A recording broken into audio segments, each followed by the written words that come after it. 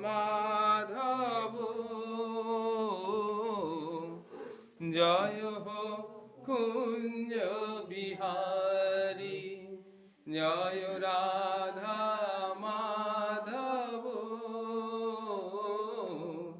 জয় হো কুঞ্জ বিহারী জয় গোপী জন বল্লভ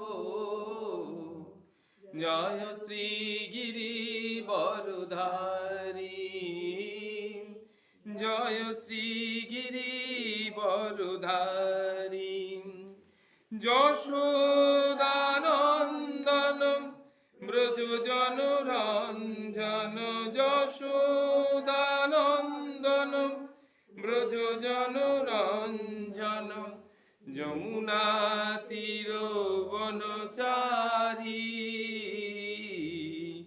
জয় হো কুঞ্জ বিহারী জয় রাধা মাধব জয় হো কুঞ্জ বিহারী জয় গোপী জন বল্লভ জয় শ্রী গিরি বরধারী জয় শ্রী গিরি বরধারী যশোদানন্দন ব্রজ জনরঞ্জন যশোদানন্দন ব্রজ জনরঞ্জন যমুনা তীর বনচারী জয় হো কুঞ্জ বিহারী জয় রাধা মাধব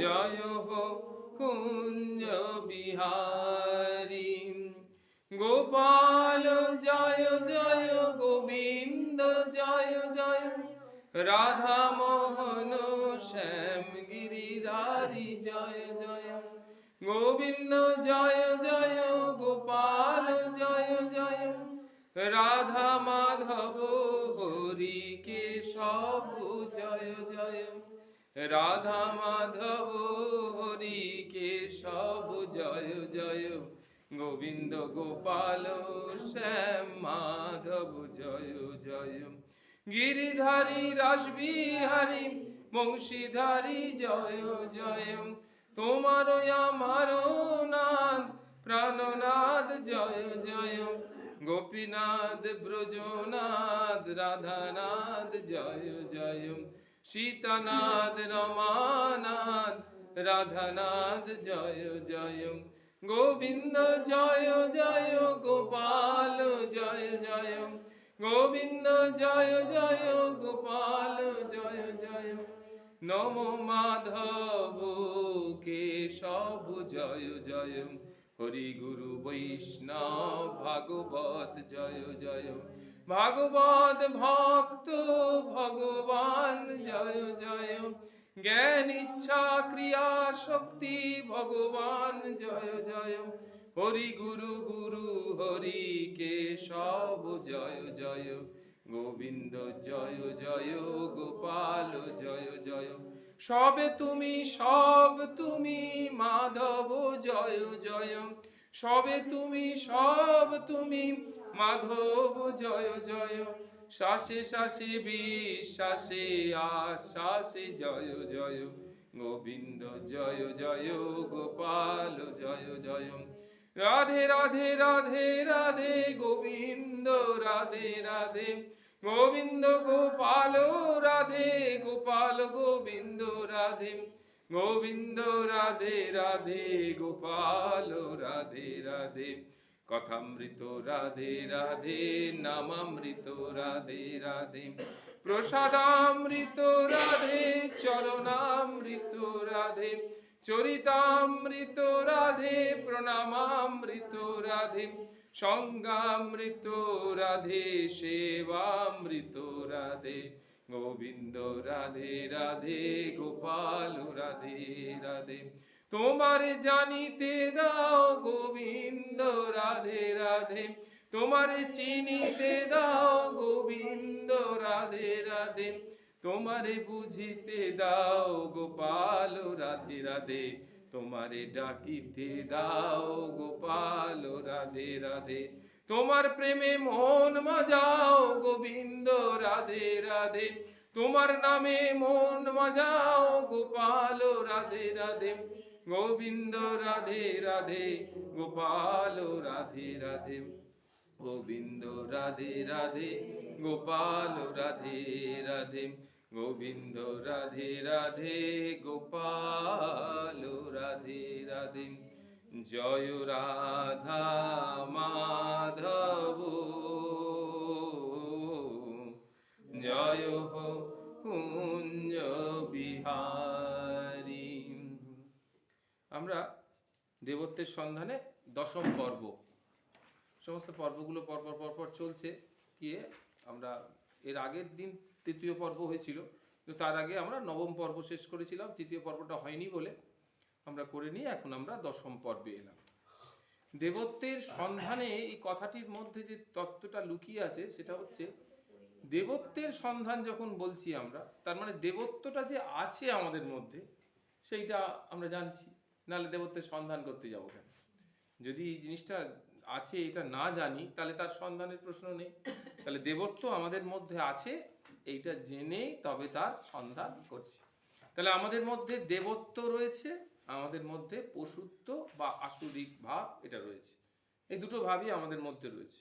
আমরা দেবত্বের সন্ধানের মধ্য দিয়ে আমরা কি করছি, আমাদের আসুরিক ভাবগুলোর দমানোর চেষ্টা করছি।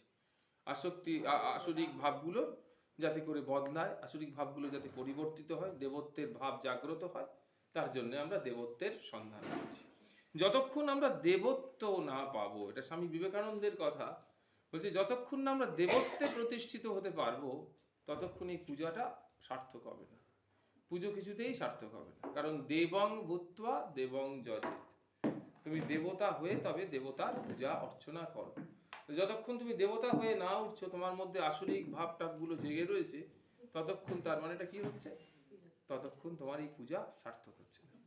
তাহলে পূজা এখন সেরকম সার্থক হচ্ছে না, তাহলে মধ্যে ভাব রয়ে গেছে যে পূজাটা এখনো পুরোপুরি সার্থক হয়।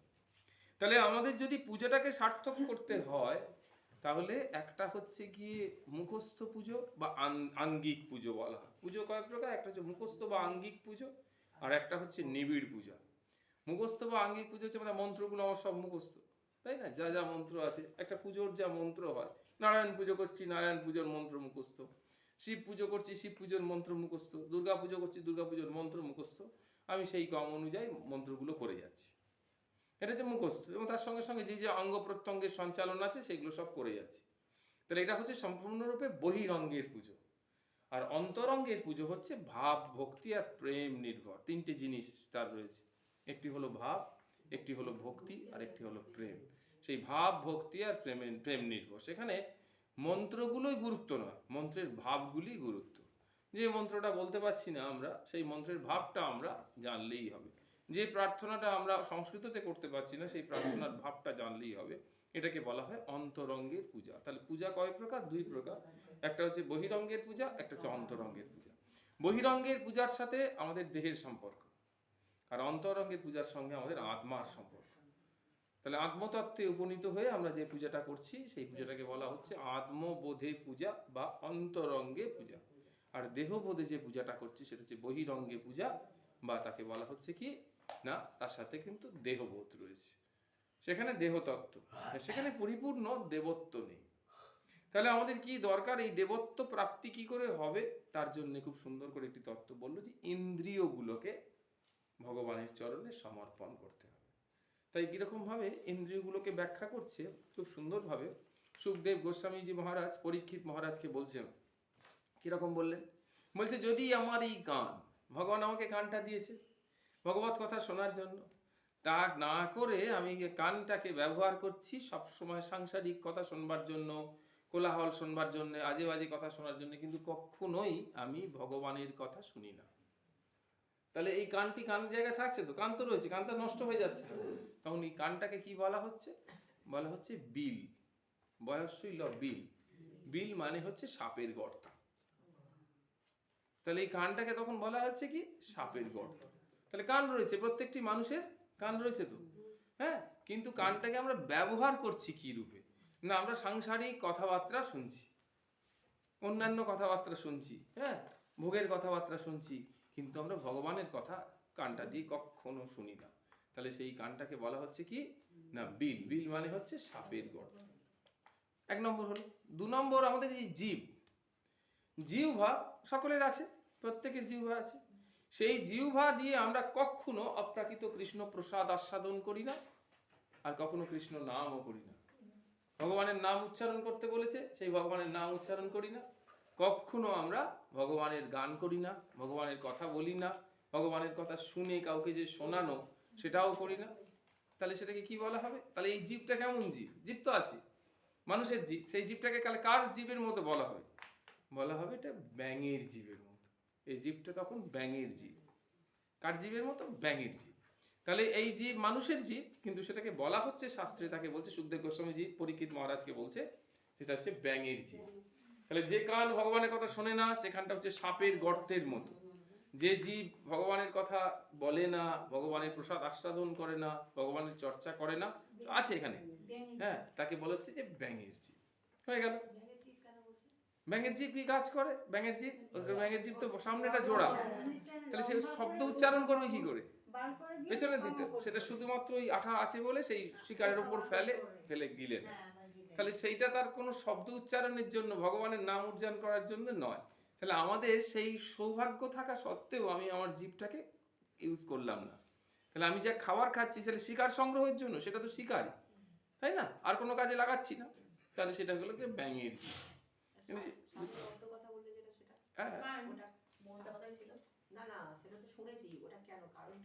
সাপের গর্তে সাপ থাকে, সেই সাপের গর্তের মধ্যে যদি তুমি কোনোভাবে হাতটা ঢোকাও, সঙ্গে সঙ্গে সাপ দংশন করবে।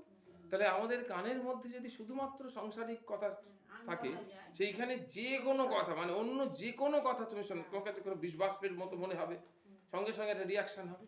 কিন্তু যে কান ভগবানের কথা শুনতে শুনতে অভ্যস্ত, তার মধ্যে একটা ধৈর্য, অধ্যাবসা এসব তৈরি হয়ে যাচ্ছে, পবিত্রতার একটা ভাব তৈরি হয়ে যাচ্ছে। তার মানে তুমি লক্ষ্য করে দেখবে, যারা শোনা যাদের অভ্যাস নেই, এটা ভালো করে লক্ষ্য করলেই বুঝতে পারবে বাড়িতে, যে শোনা যাদের অভ্যাস নেই না, তারা হাজার চেষ্টা করলেও শুনতে পাবে না।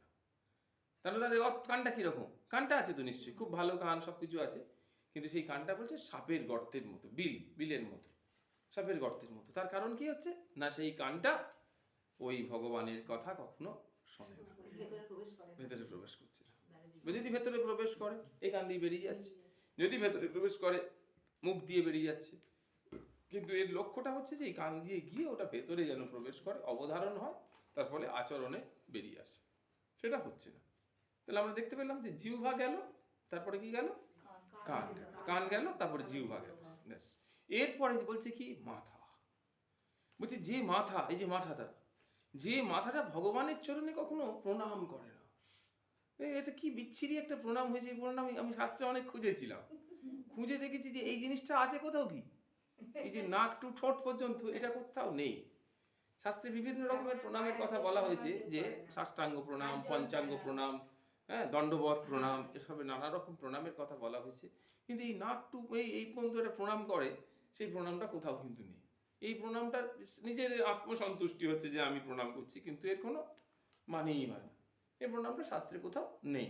তাহলে দেখা গেল কি, আমার মাথা যতক্ষণ না নত হচ্ছে, তাহলে একটা তো প্রশ্ন আছে, সঙ্গে সঙ্গে প্রশ্ন করছে, যাদের কোমরে ব্যথা হয়ে গেছে, তা তো নিচুই হতে পারে না, তাই না? অন্তত দেয়ালে মাথাটা ঠেকাচ্ছে, দেয়ালটাই তাদের কাছে ভূমি। আমি যতটুকু পর্যন্ত বেন্ড হতে পারি, তাই তো, তাহলে আমি পুরোপুরি বেন্ড হতে পারি, একদমই বেন্ড হতে পারছি না। তাহলে সে হাত জোড়ো করে মন প্রাণ দিয়ে প্রণাম করছে, অথবা তার সামনে যে দেয়ালটা আছে বা দরজা দিয়ে ঢোকার সময় সেটাতে মাথা ঠেকাচ্ছে।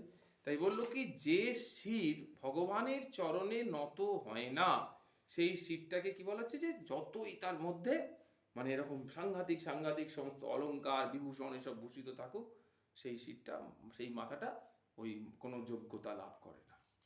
আমরা কি দেখলাম, যে মহিরাবণ রামচন্দ্র আর লক্ষ্মণকে ধরে নিয়ে গেছে পাতালে, নিয়ে গেছে, আর নিয়ে গিয়ে কি করেছে, ঠিক করেছে, বাবাকে বলে দিয়েছে তোমার কোনো চিন্তা নেই, যা করার আমি করে দিচ্ছি। ওখানে একটা কালী আছে, বিরাট কালীর সাধন, সেই কালীর সামনে ওই রামচন্দ্র আর ওই একে বলি দেবে, লক্ষ্মণকে বলি দেবে।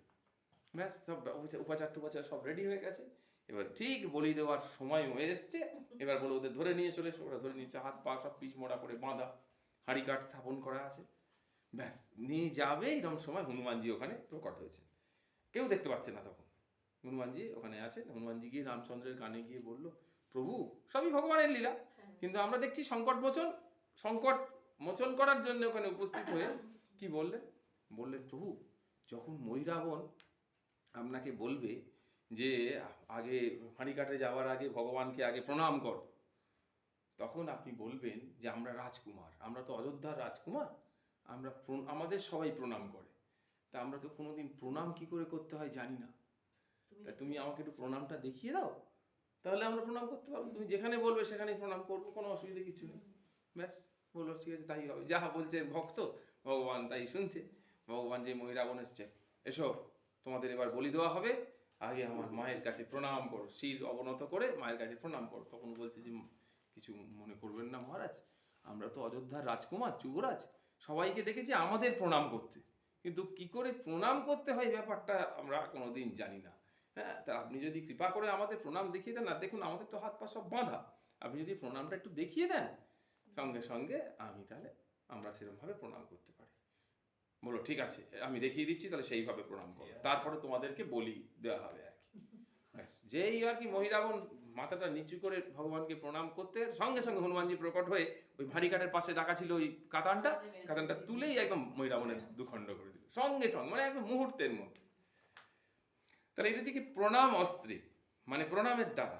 এখানে এর মধ্যে তুমি যদি ভাবটা খোঁজো, এটা তো কাহিনীর মধ্যে ভাবটা খোঁজো, দেখো যে যখনই ভগবানের চরণে সে শরণাগত হলো, সঙ্গে সঙ্গেই তার, এখানে আমি তাকে মৃত্যু বলছি, আমরা যে গীতাতে তাকে বললেন কি দেহান্তর প্রাপ্তি, আর ভাবে তাকে কি বলছে, তার মুক্তি হলো। অর্থাৎ ওই মহিরাবণের মধ্যে থেকে সে রাক্ষস জনি প্রাপ্ত হয়েছিল, সেই মহিলা মুক্ত হয়ে সে মুক্ত হয়ে বেরিয়েছে। এবং মৃত্যুর সময় রামচন্দ্র বলছে আমি আমাকে সবাই প্রণাম করে, আমি প্রণাম কিরকম করতে যাই, রামচন্দ্র যখন প্রণাম করছে সে দেখেছে কিরকম ভাবে সবাই প্রণাম করে। হ্যাঁ দেখেছি, কিন্তু নিজে করেনি না, নিজে তো করেনি, নিজে করে তো দেখেছে, আমি জানি না বলতে পারে না, জানি না বলতে পারে, কিন্তু বলছে আমি প্রণাম করতে জানি না, কিভাবে প্রণাম করে ওরা প্রণাম করে আমি দেখেছি। হ্যাঁ, কিন্তু প্রণাম কি করে করতে হয় আমরা নিজেরা তো কোনোদিন করিনি, আপনি যদি আমাদের একটু দেখিয়ে দেন প্রণাম করার পদ্ধতিটা, মাকে কি করে প্রণাম করতে হয়, তাহলে আমরা করব। সঙ্গে সঙ্গে এই এখন দেখলো শরণাগত হলো, যখনই মাত্র শরণাগত হলো তখনই তার মাথাটা কেটে গিয়ে তাকে মুক্তি দেওয়া হলো।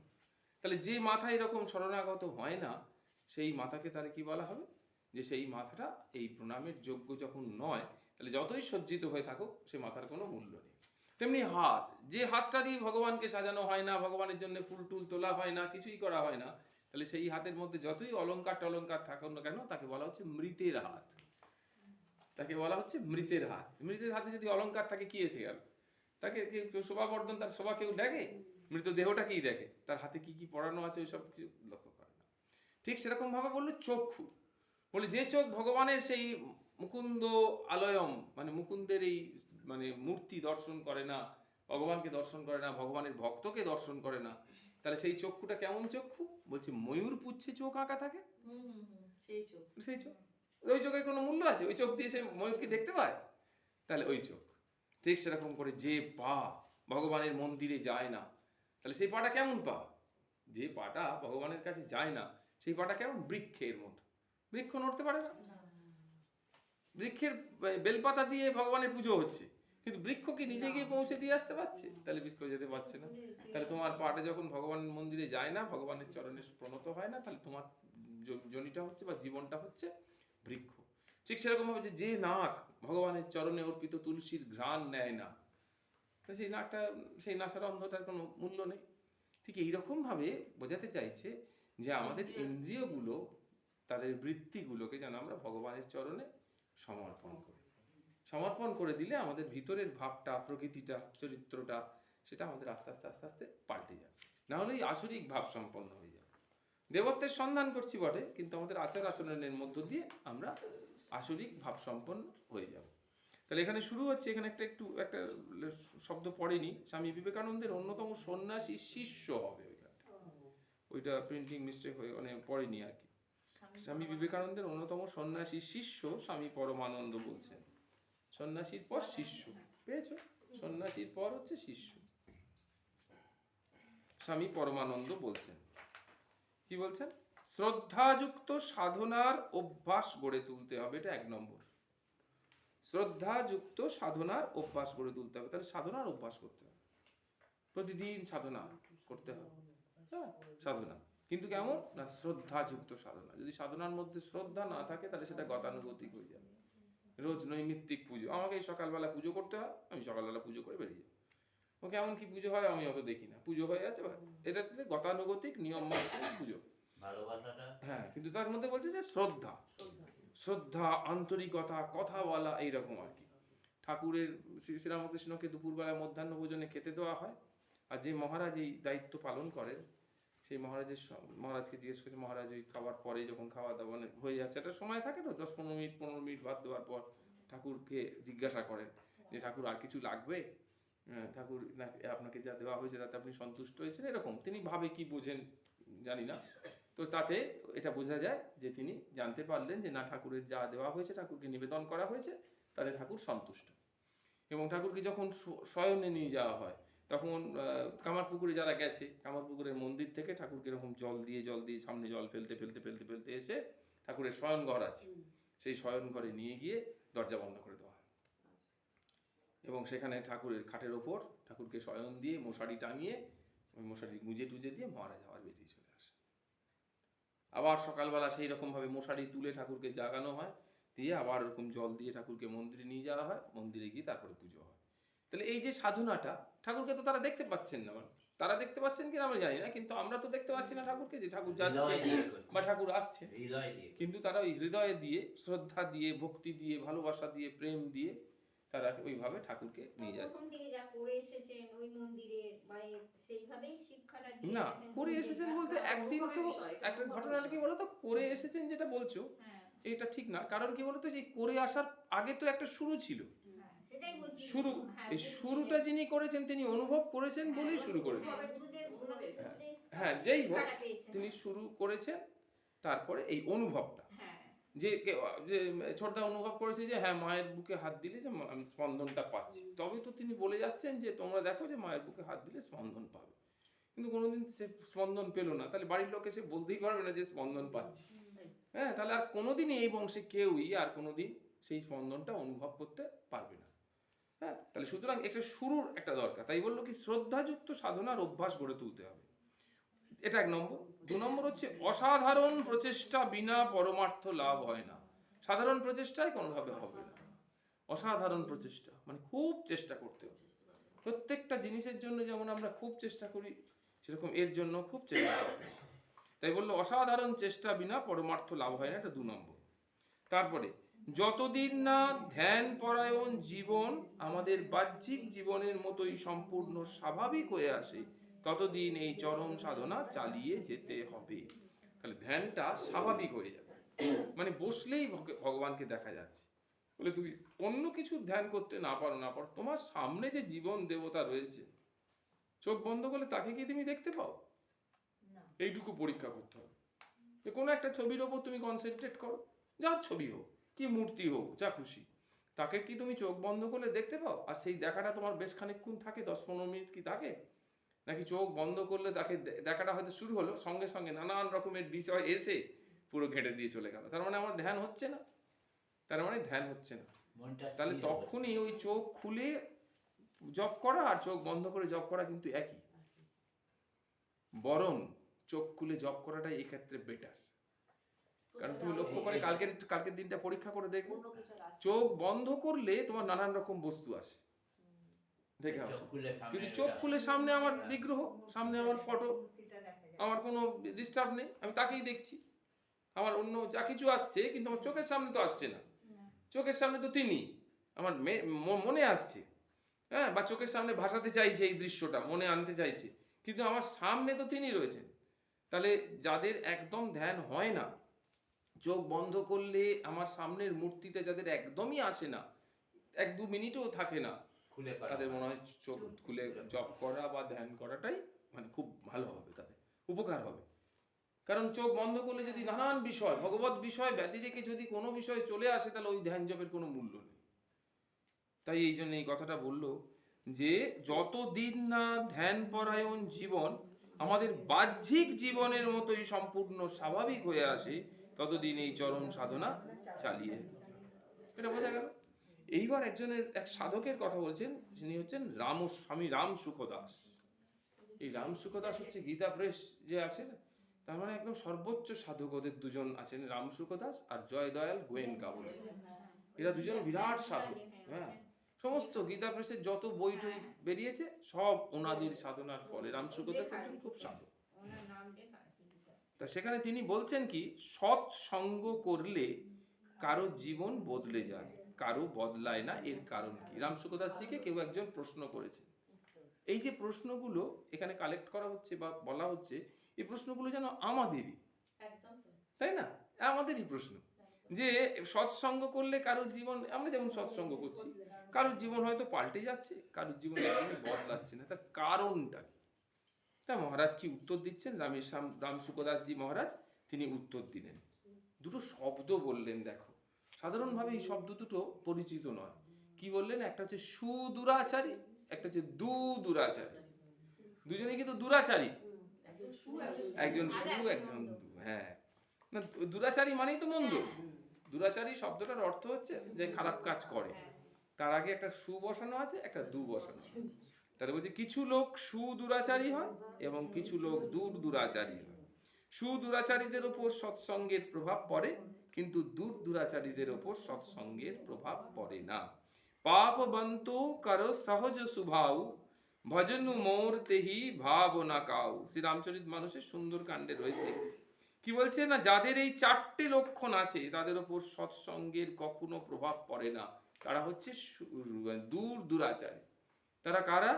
না, যাদের অহংকার আছে, যারা অসহিষ্ণু, যারা অজ্ঞতা আছে, আর যারা কুতর্ক করে। তার এই চার প্রকারের মানুষের ওপর সৎসঙ্গের বা সুসঙ্গের প্রভাব কখনো পড়ে না। তারা এরা হলো দুরাচারী। এইরকম ব্যক্তিদের সংশোধনের একটি উপায় হলো আপদ বিপদ। ভগবান তখন দেখেন যে এদের সংশোধন তো কিছু করা যাচ্ছে না, কথা বলে, সন্ত পাঠিয়ে, নাম করার মাধ্যমে, শিক্ষা দেওয়ার মাধ্যমে, সঙ্গের মাধ্যমে, প্রসাদ ভক্ষণের মাধ্যমে কিছুতেই এদের কোনো পরিবর্তন বা বদলানো আনা যাচ্ছে না। তখন কি করলেন? তার একটা উপায় কি? আপদ বিপদ। যখন আপদ বিপদ আসবে তখনই তাদের চৈতন্য হবে। এই বলে একটি সংস্কৃত শ্লোকের একটা অংশ বললেন। কি দেখো, কি সুন্দর! দেখো, মূর্খানাম ঔষধম দণ্ড। মূর্খদের মূর্খতা নাশ করার জন্য দণ্ড মানে শাস্তি। সেটা কি? সেটা হচ্ছে না, সেটাই হচ্ছে রোগ। মূর্খানাম ঔষধম দণ্ড, ঔষধটা হচ্ছে শাস্তি। তাহলে ওই ঔষধটা শাস্তি, তাহলে রোগটা কি? রোগটা হচ্ছে এই আপদ বিপদ। রোগটা হচ্ছে মারাত্মক কোন রোগ, হ্যাঁ, সাংঘাতিক কিছু। তার মাধ্যমে সে শিক্ষা পাচ্ছে যে না, এটা ঠিক নয়, এটা আমার করা উচিত না, ওটা আমার করা উচিত না, এইরকম আর কি। জিনিসটা বোঝা গেল? তাহলে মূর্খানাম ঔষধম দণ্ড, এই কথাটা পড়ে বললেন। তাহলে এইরকম ব্যক্তিদের সংশোধনের একটি উপায় হচ্ছে আপদ বিপদ। যখন আপদ বিপদ আসবে তখনই তাদের চৈতন্য হবে। আপদ বিপদের দ্বারা তাদের চৈতন্য হবে। কিন্তু এটি ভগবান পছন্দ করেন না। ভগবান খুব দুঃখবান এতে। কারণ ভগবান তো মঙ্গল ভবন সদা অমঙ্গল হারি। তাই ভগবান কখনো চান না যে আমার ভক্ত, আমার সন্তান, আমার আশ্রিতদের আপদ বিপদ সামনে এসে তারা শিখুক। কোনো সংকটের মাধ্যমে তাকে এমন সংকট দেওয়া হলো যে সে তার থেকে শিখবে, এটা ভগবান চান না।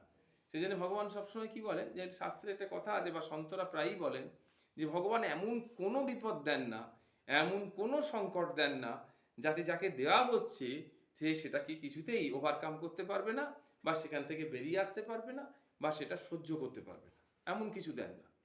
ভগবান কিন্তু বলেছেন, গীতাতে একটি খুব সুন্দর শ্লোক আছে, এখানে এর আগেও বলা হয়েছে, শ্লোকটার ভাবটা মনে রাখবে, শ্লোকটাও তো মনে থাকবে না। ন আদত্তে কস্যচিৎ পাপম। ভগবান বলছেন আমি আদত্তে মানে গ্রহণ করি না। আদত্ত শব্দের অর্থ হচ্ছে গ্রহণ করা। ন আদত্তে মানে গ্রহণ করি না। কস্যচিৎ পাপম ন চ এব সুকৃতম বিভু। আমি কারুর পুণ্যও গ্রহণ করি না, কারুর পাপও গ্রহণ করি না। অজ্ঞানেন আবৃত জ্ঞানম তেন মুহ্যন্তি জন্তব। অজ্ঞানের দ্বারা জ্ঞান আবৃত হয়ে আছে, তাই জন্যে জন্তুরা, মানুষেরা, তারা কিন্তু ক্ষতিগ্রস্ত হয়, তারা শোকগ্রস্ত হয়, তারা মোহগ্রস্ত হয়। তাহলে ভগবান পাপ পুণ্য কিছুই নেন না। ভগবান কি চেষ্টা করেন যে মানুষ পাপ না করুক, মানুষ ভগবত পথে চলুক। তাই ভগবানকে কি বলা হয়েছে, ভগবান শাস্ত্রে ওই জন্য বলে দিয়েছেন যে সমস্ত পূজার শেষে ক্ষমাপণ স্তোত্র, ক্ষমাপণ করো। জপটা সমর্পণ করতে বললেন কেন? না জপের ফল তুমি বেশি করে পাবে। সমর্পণ যদি না করো, সমর্পণ করলে আমি 2 পেলাম, এই সমর্পণ না করলে 2 পেলাম, সমর্পণ করলে আমি 4 পাবো, ডবল হয়ে ফিরে আসবে। তাই বললেন অপরাধ বলছে, কি বলছেন, মন্ত্রহীনম ক্রিয়াহীনম বিধিহীনম ভক্তিহীনম প্রেমহীনম যৎ পূজিতম মায়া দেবী পরিপূর্ণম তপস্ত। আমি করতে পারিনি, আমি বলতে পারিনি মন্ত্র। আবাহনং ন জানামি বিসর্জনম পূজা ভাবং ন জানামি ক্ষমস্ব পরমেশ্বরী বা পরমেশ্বর। আমি জানি না তোমাকে কি করে ডাকবো, আমি কি করে জানবো? আমার দ্বারা সম্ভব হচ্ছে না, কারণ পুরোপুরি দেবভাব জাগ্রত করে তো আমি পুজো করতে পারছি না।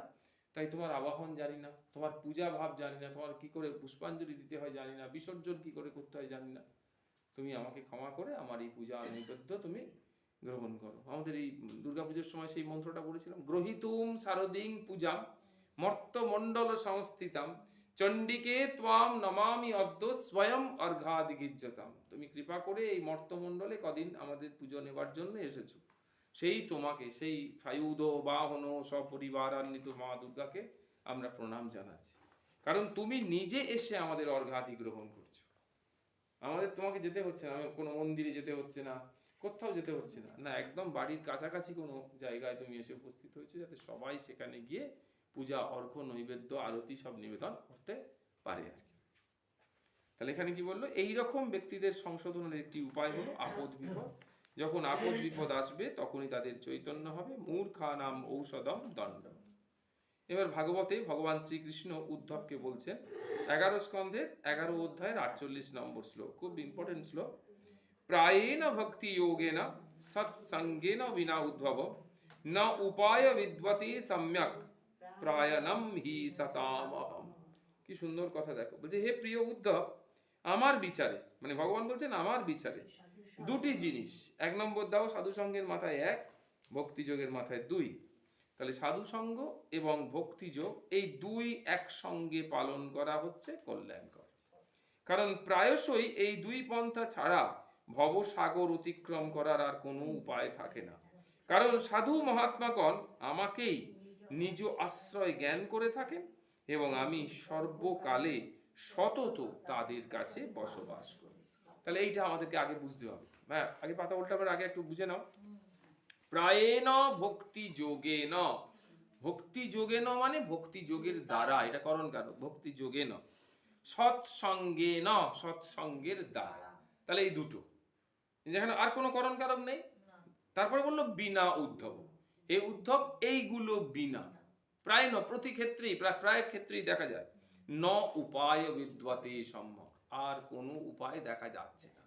কিরকম, প্রায়ণম হি সতাম অহম, আমাকে পুরোপুরিভাবে লাভ করবার, সৎ হয়ে ওঠার, ভালো হয়ে ওঠার, পারমার্থিক জীবনে প্রবেশ করার, সেটা খুব সুন্দর করে বলছে হে প্রিয় উদ্ধব, আমার বিচারে সাধুসঙ্গ আর ভক্তিযোগ এই 2টি একসঙ্গে পালন করা করলাম। যেটা আমি শুধু সাধুসঙ্গ করলাম আর ভক্তিযোগ জীবনে অবলম্বন করলাম না, যেটা আমাদের অধিকাংশই করি। আমরা সাধুসঙ্গ থেকে বেরিয়ে আমার মতো আমার জীবন যাপন করছি। হাজার হাজার মানুষ ভাগবত শুনতে যায়, ব্যাস জাস্ট ভাগবতটা শেষ হয় তারা আবার ঝগড়াঝাটি শুরু করে, আবার তাদের মতো জীবন, তাদের মতো চরিত্র যাপন করার চেষ্টা করে। তাহলে কি সাধুসঙ্গ আছে কিন্তু ভক্তিযোগটা নেই, আবার ভক্তিযোগ আছে সাধুসঙ্গ নেই, এরকম। কিন্তু এখানে ভগবান কি বললেন, এই 2টি একসঙ্গে পালন করা কল্যাণকর। প্রায়শই এই 2 পন্থা ছাড়া ভগবান ওই ভবসাগর অতিক্রম করার অন্য কোনো উপায় থাকে না। কারণ সাধু মহাত্মাগণ আমাকেই, সাধু মহাত্মাগণ কি করেছে, আমাকেই নিজ আশ্রয় জ্ঞান করে থাকে। সাধু মহাত্মারা আমাকেই, মানে ভগবান শ্রীকৃষ্ণকেই একদম নিজ আশ্রয় জ্ঞান করে থাকেন। তাহলে সাধু মহাত্মারা ভগবানের চরণ আশ্রিত রয়েছে। তাহলে ভগবান আর সেই সাধু মহাত্মা একই আশ্রয় রয়েছে, তাই না? তাহলে সাধু মহাত্মা যা, ভগবানও তাই। আমি সর্বকালে সতত তাদের কাছে বসবাস করি। এই জন্য সতত কথাটা দিচ্ছে, প্রায়ণম হি সতামহম, আমি সব সময় তার সঙ্গে সেই সততের সাথে অবস্থান করছি। বোঝা গেল এটা? এবার আস্তে আস্তে 2য় পৃষ্ঠা। দেখো তোমার পৃষ্ঠা উল্টানোর আর লোক নেই কেউ। অক্ষুর আর উদ্ধাবন বটগুলিয়া, অক্ষুর আর উদ্ধাব। হ্যাঁ, উদ্ধব হচ্ছে একদম কৃষ্ণের সঙ্গে প্রথম ছিল, কাছাকাছি লোক, ছোটবেলা থেকে বড় হয়েছে একই সঙ্গে। উদ্ধব একদম অনেকটা দেখতে, হ্যাঁ। আর অক্ষু হচ্ছে কংস দ্বারা প্রেরিত, ওই রথের সারথি ছিল অক্ষু। ওই অংশটা চলছে। তুমি এখানে বসো, আমি এই একটু চেয়ারটা বন্ধ আমি করে সরিয়ে দিয়েছি, এটা সরিয়ে দিয়েছি, আর ঠিক আছে, রাখো। একদম দেখতে পায় খুব সুন্দর করে। তারপর বলছে স্বামী বিজ্ঞানানন্দজি বলছেন পরের পৃষ্ঠায়, বলছে ঠাকুরকে ডাকার মানে কি? হ্যাঁ, স্বামী বিজ্ঞানানন্দজি মহারাজ তিনি বলছেন ঠাকুরকে ডাকার মানে কি না ঠাকুরের গুণের কতক অংশের অধিকারী হওয়া। ঠাকুরকে ডাকা, আমরা যে ভগবানকে ডাকছি মানে কি না ভগবানের মধ্যে যে সমস্ত সদ্গুণাবলীগুলো রয়েছে তার দ্বারা গুণান্বিত হওয়া। ভগবানের শক্তি একটা গুণ। আমরা যে স্বরূপের কথা বলি না, যে আমাদের স্বরূপ কি, প্রথম স্বরূপ হচ্ছে প্রজ্ঞা, WBACDCL, মানে আমাদের প্রথম স্বরূপ হচ্ছে জ্ঞান। তো ভগবান সচ্চিদানন্দ, চিৎ মানে তো জ্ঞান, তাহলে ভগবান হচ্ছেন সৎ, আমাদের আত্মাও সৎ, চিরকাল ছিল, চিরকাল আছে, চিরকাল থাকবে। ভগবান আনন্দ স্বরূপ, মানে আমাদের আনন্দ চিরকাল ছিল, চিরকাল আছে, চিরকাল থাকবে। ভগবান হচ্ছেন সৎ, মানে সবসময় সত্যি কথা বলেন, তাহলে আমাদের মধ্যেই সেই সত্যি কথার ভাব রয়েছে। আমরা চেষ্টা করি সত্যি কথা বলতে, কিন্তু আমাদের মিথ্যে কথা পরিবেশ পরিস্থিতি অনুযায়ী বাধ্য হয়ে বলতে হয়। আর এই পরিবেশ পরিস্থিতি তৈরি হয় কিসের দ্বারা? প্রারব্ধের দ্বারা। আমরা যেমন যেমন কর্ম করে এসেছি তার দ্বারা আমাদের এই পরিবেশ পরিস্থিতি তৈরি হয়। তাহলে এখানে দেখা গেল কি না ঠাকুরকে ডাকার মানে কি, মানে এই যে ঠাকুরকে ডাকছি, ঠাকুরের কাছে প্রার্থনা করছি, ঠাকুরের সেবা করছি, ঠাকুরের কাছে যাচ্ছি, তার মানেটা কি না ঠাকুরের গুণের কতকাংশের অধিকারী হওয়া। যে যার চিন্তা করে সে তার গুণ পায়। তাহলে আমরা যদি ভগবানের চিন্তা করি তাহলে ভগবানের গুণ লাভ করব। ভগবানের ভক্তের চিন্তা করি তার গুণ লাভ করব। ভগবানের ভক্তের চিন্তা করি তার গুণ লাভ করব। তাহলে এইবার আমাদের জানতে হবে যে গুণের কথা বলছে, সেই গুণগুলো সাধারণভাবে কি? ভগবানের গুণ, ভগবানের ভক্তের গুণ, ভগবানের ভক্তের গুণ কি কি? অপূর অনেক গুণ আছে, কিন্তু তার মধ্যে কয়েকটা এখানে বলা হয়েছে। কিরকম? প্রথম গুণ হচ্ছে প্রভুত্ব, মাস্টার্ডনেস। সেটা হচ্ছে প্রভুত্ব। প্রভুত্ব মানে কি না ভগবানের প্রভুত্ব করার ক্ষমতা। সেই প্রভুত্বটা কি না তার ইন্দ্রিয় বৃত্তির ওপর। আমাদের মধ্যে যদি সেই প্রভুত্ব করার ক্ষমতা চলে আসে, আমরা কার ওপর প্রভুত্ব করব? সংসারের ওপর প্রভুত্ব নয়, সমাজের ওপর প্রভুত্ব নয়, আগে আমার ইন্দ্রিয়ের উপর প্রভুত্ব করব। শাস্ত্রে বলা হয়েছে ইন্দ্রিয়ানি বশীকৃত যত্র যত্র বসেত নর তত্র শ্রী কুরুক্ষেত্র প্রয়াগ পুষ্কর স্মৃত। যার ইন্দ্রিয়গুলো বশীভূত আছে তারা যেখানে যেখানেই বসেন সেখানে সেখানেই পবিত্র তীর্থ তৈরি হয়ে যায়। আমরা আমাদের গুরু মহারাজকে দেখেছি যে যেখানে যেখানে গুরু মহারাজ যেতেন, কদিন থাকতেন, সেখানে সেখানে প্রথমে একটা পাঠচক্র তৈরি হলো, তারপরেই সেখানে একটা মিশন তৈরি হলো। আজকে সেই মিশন বিরাট মহিরুহে পরিণত হয়েছে। মহারাজের প্রায় সব শেষের দিকে মহারাজ হায়দ্রাবাদ ওইখানে গেছিলেন, হায়দ্রাবাদে ওখানে পাঠচক্র তৈরি হলো, এবং তারপরেই হায়দ্রাবাদ মিশন। ইউটিউব ঘেটে দেখবে সে হায়দ্রাবাদ মিশন কি সাংঘাতিক, মানে দ্বিতীয় বেলুর মঠ বলে মনে হবে, এত সুন্দর হায়দ্রাবাদ মিশন তৈরি হয়েছে। তার মানে কি সন্ত মহাপুরুষরা যেখানে গেছেন তাদের ইন্দ্রিয় যেহেতু বশীকৃত, অর্থাৎ ইন্দ্রিয়গুলো নিয়ন্ত্রিত হয়ে আছে এবং ভগবত পদে সমর্পিত হয়ে আছে, তাই সেখানে গেলেই তিনি শুধুমাত্র ভক্তদেরকে আকর্ষণ করেন না, তাদের মনগুলোকে একদম ঠাকুরের সম্পর্কে বলা হয়েছে এরকম কাদা তালের মতো নিয়ে মনগুলোকে সংসার মার্গ থেকে তুলে এনে তিনি কি করেন? ভগবত মার্গে বিচরণ করেন। আমাদের সীতারাম দাস তিনি কি বলতেন? ভর্জনম ভব বীজানাম অর্জনম সুখ সম্পদাম বা সার সম্পদাম তর্জনম যোম দূতানাম রাম রাম ইতি গর্জনম। রাম রাম এটা বলতে হবে, কৃষ্ণ কৃষ্ণ এটা বলতে হবে। হ্যাঁ, কেন বলতে হবে না? তাহলে এই কথা শুনে, এই নামটা শুনে, এই তর্জনে গর্জনে যমদূতরা পালিয়ে যাবে। এটা 1 নম্বর। 2 নম্বর কি হবে না আমি আমার প্রকৃত সার সম্পদ লাভ করতে পারবো। আর সব থেকে উৎকৃষ্ট কি হবে? ভর্জনম ভব বীজানাম। ভব বীজটা ভাজা হয়ে যাবে। ভাজা হলে কি হবে? অঙ্কুরিত হবে না। যদি বীজ ভাজা হয়ে যায়, যদি বীজ সেদ্ধ হয়ে যায়, হাজার চেষ্টা করলেও তার অঙ্কিত হবে না, তার মানে আমাদের আর জন্ম হবে না। মামুপেত্য পুনর্জন্ম দুঃখালয়ম অশাশ্বতম, এটা একদম অষ্টম অধ্যায়, শ্রীমদ্ ভগবদ গীতার অষ্টম অধ্যায় এই শ্লোকটা রয়েছে। মামুপেত্য পুনর্জন্ম দুঃখালয়ম অশাশ্বতম ন আপনুবন্তি, এই পর্যন্ত শ্লোকটার অংশটা। কিছুতেই যদি একবার ভগবানকে লাভ করে, যদি একবার ভগবানের স্পর্শ হয়, একবার ভগবানকে দর্শন করে, তার মানে তার আর কখনো পুনর্জন্ম হবে না। তাহলে মামুপেত্য পুনর্জন্ম দুঃখালয়ম অশাশ্বতম ন আপনুবন্তি, কখনো সে পাবে না। তাহলে এটা বোঝা গেল। তাই জন্য এখানে বলছে যে আমাদের দরকার প্রথম গুণটা কি? প্রভুত্ব। কি প্রভুত্ব? না তার চিন্তা করে আমাদের ইন্দ্রিয়াদির উপর পূর্ণ প্রভুত্ব পাওয়া যায়। ইন্দ্রিয়গুলোর উপর পূর্ণ প্রভুত্ব, অন্য কারোর উপর নয়।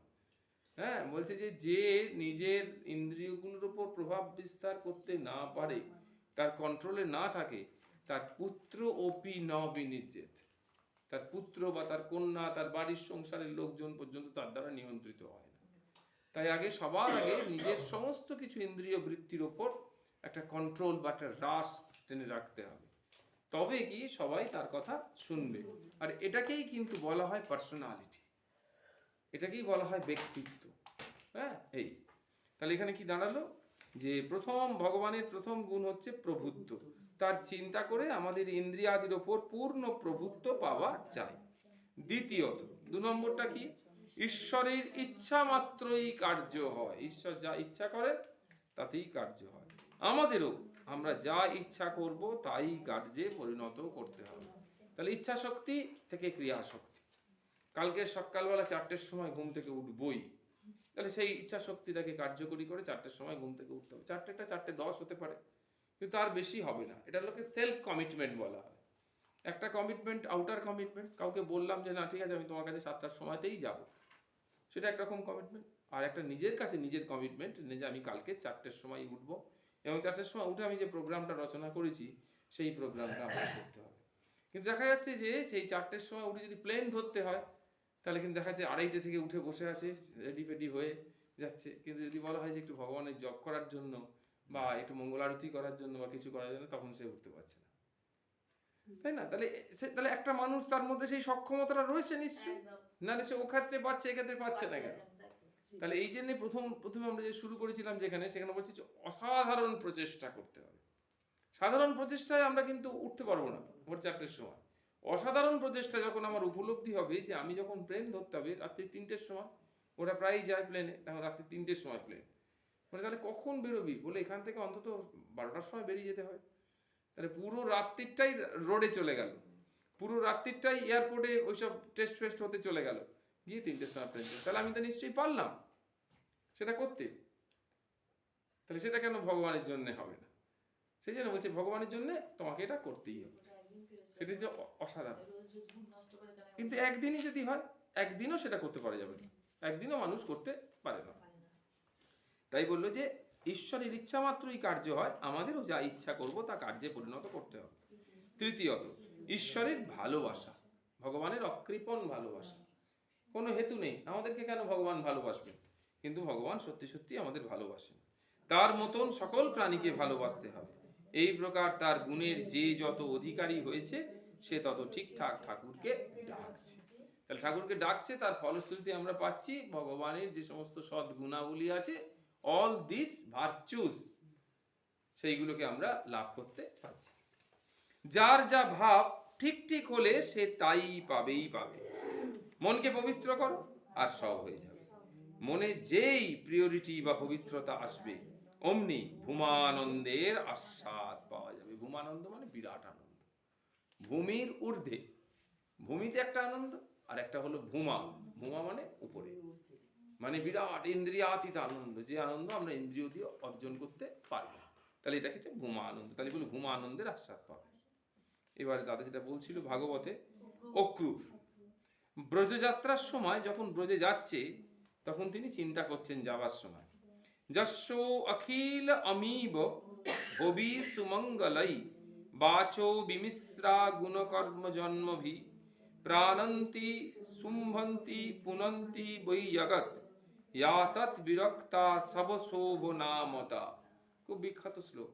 কি বলছে দেখো, ভগবানের কি কি বলেছে, জন্ম কর্ম গুণ সমূহ, এখানে বলেছে না এই যে বাচ বিমিশ্রা গুণ কর্ম জন্মভি, সেইটা ভগবানের জন্ম কর্ম গুণ সমূহ বিশেষভাবে প্রকাশক যে মঙ্গলপ্রদ বাক্য সমূহ জীবের সকল পাপ নিঃশেষে নাশ করে, এই প্রকার বাক্য কর্ণে প্রবিষ্ট হওয়ার সঙ্গে সঙ্গে, কানের মধ্যে ঢোকার সঙ্গে সঙ্গে মানবকে নবজীবন দান করে। নবজীবন মানে তার জীবনকে সার্থক করে, নবজীবন দান করে মানে জীবন সার্থক করে, জীবনকে শোভা সম্পন্ন করে এবং পবিত্র করে। তাহলে কি কি করে, তিনটে জিনিস, জীবন নবজীবন দান করে, জীবনকে শোভা সম্পন্ন করে আর পবিত্র করে। ওর একটা কাগজ হবে, আচ্ছা দিয়েছি। তাহলে তো বোঝা গেল এই প্রকার বাক্য, কোন বাক্যগুলো না, ভগবানের জন্ম কর্ম আর গুণ সমূহ বিশেষভাবে প্রকাশক যে বাক্যগুলো। তাহলে এইগুলো কিরকম না, মঙ্গলপ্রদ।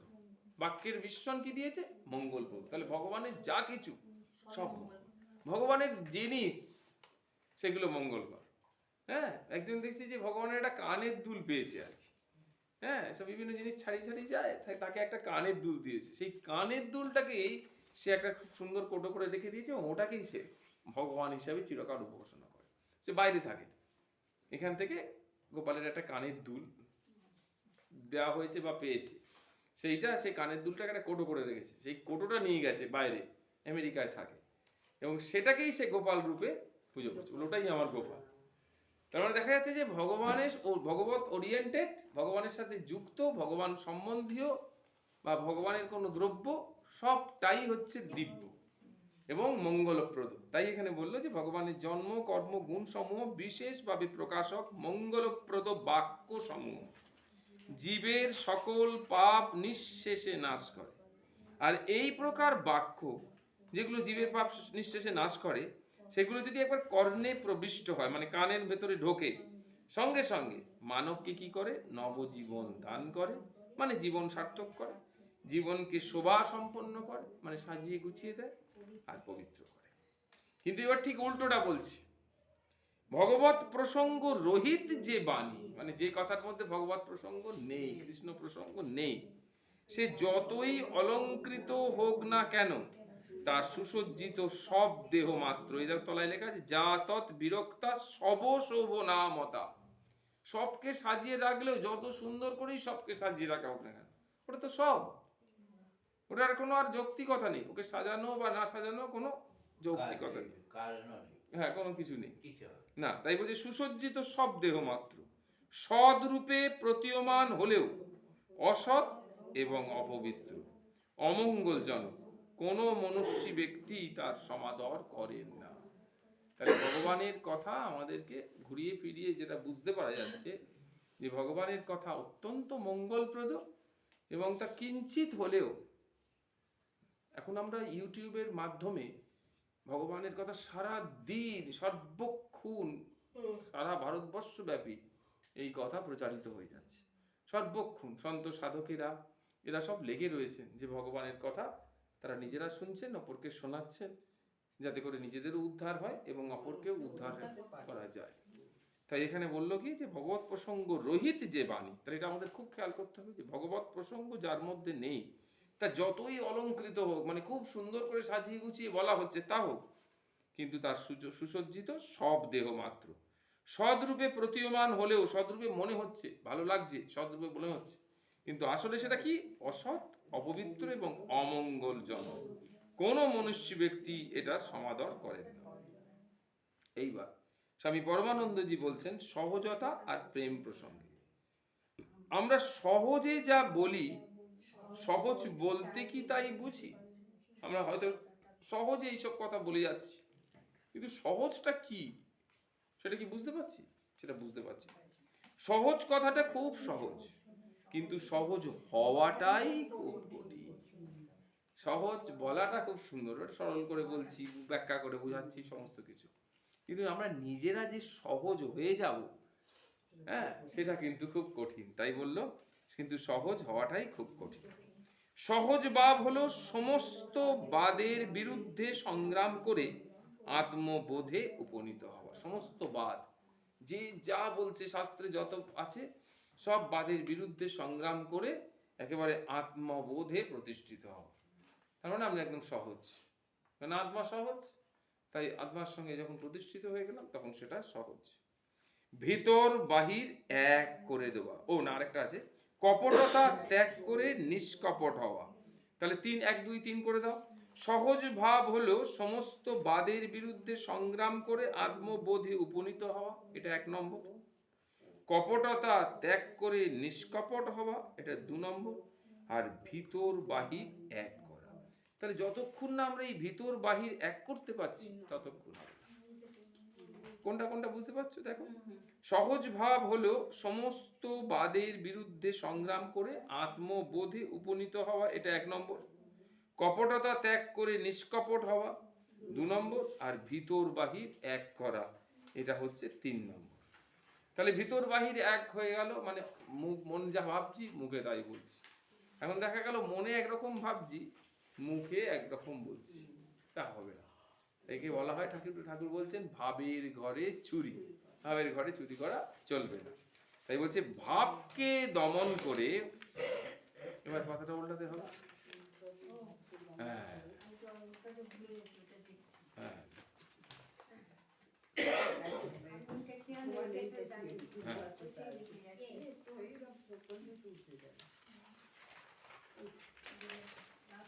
এও দেবত্ব সংঘাত। হ্যাঁ, পাঠালাম। তাহলে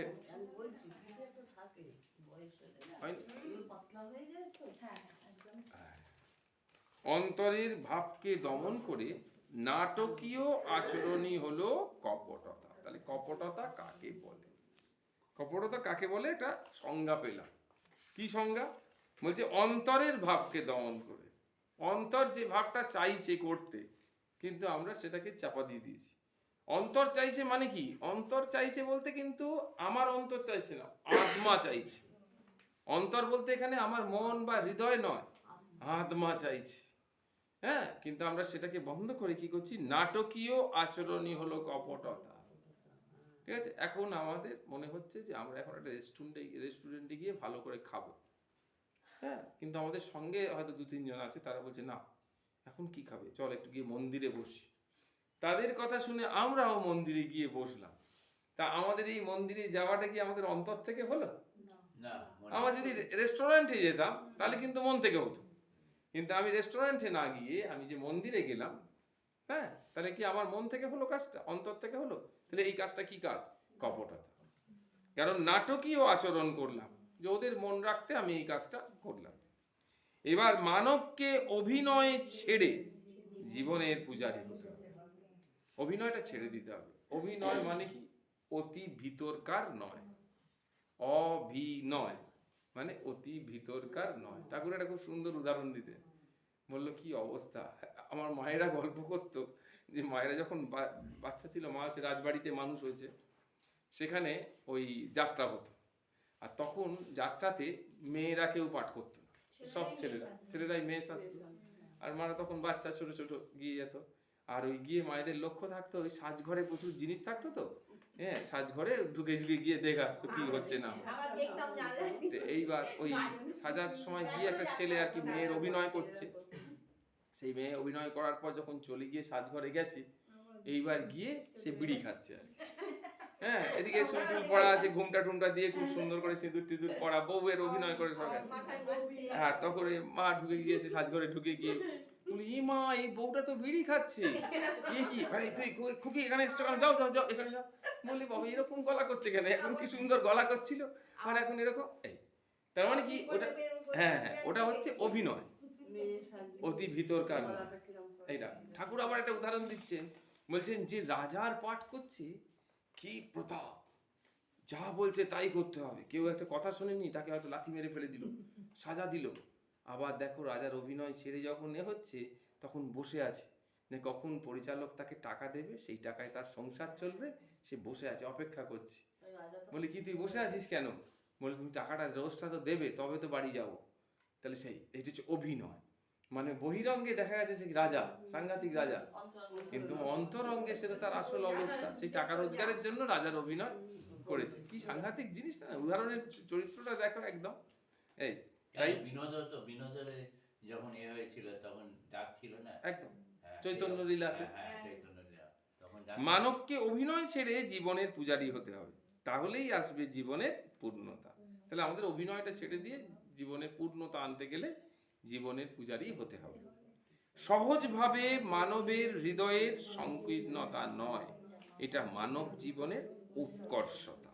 তাহলে সহজ ভাব, এই যে সহজ হয়ে ওঠা, এটা মানব হৃদয়ের সংকীর্ণতা নয়, এটা মানব জীবনের উৎকর্ষতা। মিথ্যার উপর ভিত্তি করে সভ্যতার জাল রচনা করে সভ্যতার অনুকরণই হলো অসভ্যতা, যেটা আমরা এখন দেখা যাচ্ছে। প্রত্যেকটা জিনিসে আমরা পাশ্চাত্যের অনুকরণ করছি, কিন্তু পাশ্চাত্যের অনুকরণে তো দেখা যাচ্ছে যে সেটা তো এখানে চলবে না, সেটা তো এখানে সবসময় দৃষ্টিকটু হবে, সেটা লোকের সমালোচিত হবে, সবকিছু করতে হবে। বলে এটা করলে যে যা বলে বলুক, আমি আমার মতো করবো, কিন্তু এটা তো সেই কালচারের অভ্যস্ত না। তাই বুঝতে পারছো, সেই সমস্ত কিছুর পরিবেশ। তাই জন্য এখানে যে খাবারটা খেতে গেলেও সেই সমস্যাটা হচ্ছে, পেট ওই খাবার দীর্ঘদিন ধরে নিচ্ছে না। আমরা খেয়ে যাচ্ছি, যেখানে খাবার চলে সেই খাবারটা সেখানে চলে, কিন্তু এখানে সেটা চলবে না। তাই এখানে বলছে মিথ্যার ওপর ভিত্তি করে সভ্যতার জাল রচনা করে সভ্যতার অনুকরণই হলো অসভ্যতা। আধ্যাত্মিকতায় অন্তরঙ্গ বহিরঙ্গ এসব কিচ্ছু নেই, তবে একটা ডিসেন্ডিং সত্তা আছে। ডিসেন্ডিং মানে নেমে যাওয়া, অধঃপতনের সত্তা। যদি সহজ হওয়া যায়, কোনো অসহজতা না থাকে, তাহলে যে কেউ ভগবানের অন্তরঙ্গ হতে পারে। যদি অসহজতা না থাকে, সরল ভাব, সহজ মানে একদম ভিতর থেকে আন্তরিকভাবে ভগবানের সাথে যুক্ত হয়ে থাকা। যতক্ষণ না সহজতা আসছে ততক্ষণ বহিরঙ্গ মানে বাইরের জন, আর যখন সহজ হয়ে গেল তখন মহামায়া পথ ছেড়ে দিল, অর্থাৎ অন্তরঙ্গ হয়ে গেল। কি সাংঘাতিক, অন্তরঙ্গ হয়ে গেল ভগবানের একদম। ঠাকুর শ্রীরামকৃষ্ণ দুর্গাদাস পাইনের বাড়িতে গেছে, এরকম ভাবে একদম মেয়ে সেজে টেজে, একদম ছোট বাচ্চা তো তখন, গদাই, একদম মেয়েটে সেজে একদম অন্দরমহলে ঢুকে গেছে। গিয়ে সেখানে একদম মেয়েদের সঙ্গে সব একদম বসে খাটের ওপর বসে টসে এই করছে আর কি। সবাই কেউ তার কিছু বলছে না, এখানে যেহেতু মেয়ে সেজে গেছে ভেতরে একদম বসে আছে। এইবার দাদা আর কি বাইরে থেকে, গদাই এখানে আছিস? সে তখন বিছানার উপর বসেছিল, যাই দাদা যাই, মনে মনে নেমে কাপড় চোপড় খুলে সে চলে গেল। তখন এই রে কি করে গদাই ভিতরে পেটের মধ্যে ঢুকে গেছিল এরকম আর কি। যেই দাদা ডেকেছে, গদাই তুই এখানে আছিস? বলে যাই দাদা যাই, ব্যাস তখন আসল স্বরূপটা বেরিয়ে পড়েছে একদম এরকম আর কি। সাংঘাতিক অবস্থা। তাহলে এই যে ব্যাপারটা, সেইখানটা দেখা যাচ্ছে কি না, যতক্ষণ এটা হচ্ছে সহজ ভাব, তাহলে সেই সহজ ভাবের জন্যই ভগবানের সাথে একদম তার স্বাভাবিক সম্পর্ক, সরল সম্পর্ক ভগবানের সাথে। আর এই লুচি তুই খাবি, হ্যাঁ, ও আমি না খেলে তুই খাবি না বলে অর্ধেকটা খেলেন, খেয়ে আবার ঠাকুরের মায়ের মুখে ধরছেন। এবং দেখা যাচ্ছে সেই গঙ্গাধর মহারাজকে তিনি দেখাচ্ছেন যে শিব ওখানে নিঃশ্বাস নিচ্ছেন। দেখ গঙ্গাধর, দেখ চৈতন্যময় শিব। গঙ্গাধর মহারাজ পরে বলছেন যে আমি দেখছি পরিষ্কার যে শিবের বুকটা ওঠা নামা হচ্ছে, একদম ভগবান টাচ করে আছে, শ্রীরামকৃষ্ণ টাচ করে আছে, তাই এই দর্শন হচ্ছে। হ্যাঁ, ছেড়ে দিলে আবার তার সাধন ফল চলে আসবে, ভগবানের স্পর্শের ফল একরকম। সেরকম হচ্ছে যে আমাদের নাম করতে করতে, আমাদের জপ করতে করতে অনেক সময় চোখে জল চলে আসছে। আমরা নাম করতে করতে হঠাৎ করে ভাবে মগ্ন হয়ে গেছি, জপ করতে করতে ভাবে মগ্ন হয়ে গেছি। যখনই আমরা ভাবে মগ্ন হয়ে গিয়ে যে মুহূর্তটুকুতে আমাদের জপ চলছে, নাম চলছে কি ধ্যান চলছে, কিন্তু জগৎ ভুলে গেছি। হ্যাঁ, যে মুহূর্তে এরকম হয়, হয়তো এক সেকেন্ডের জন্য হলো কি 1 মিনিটের জন্য হলো কি 30 সেকেন্ডের জন্য হলো, যেরকম এরকম হয়, তার মানে সঙ্গে সঙ্গে বুঝতে হবে সেই মুহূর্তে ভগবান আমাদের স্পর্শ করেছে। ভগবত সত্তার জাগরণ চূড়ান্ত না হলে, ভগবানের যদি স্পর্শ না হয়, ভগবান যদি সেটা না করেন, তাহলে এরকম অবস্থা প্রাপ্ত হয়। হ্যাঁ, যখন হরিনাম করে কিন্তু সেই ভাবটা থাকতে হবে, হ্যাঁ, কিছুক্ষণের জন্য হলেও আসে এরকম ভাব। তাই বললো কি যে বহিরঙ্গ মানে বাইরের জন, যখন সহজ হয়ে গেল তখন মহামায়া পথ ছেড়ে দিল, অর্থাৎ অন্তরঙ্গ হয়ে গেল। ভাগবতে এমন সহজ স্বভাব ভগবানের অন্তরঙ্গা শক্তি গোপীদের প্রসঙ্গে। আচ্ছা দাঁড়া, আমি যাচ্ছি। তাহলে গোপীদের প্রসঙ্গে কি রয়েছে? যে অন্তরঙ্গা শক্তি গোপীদের প্রসঙ্গে। একটা সুন্দর শ্লোক রয়েছে, সেটা কি বলছে? সুখদেব পরীক্ষিত মহারাজকে বলছে।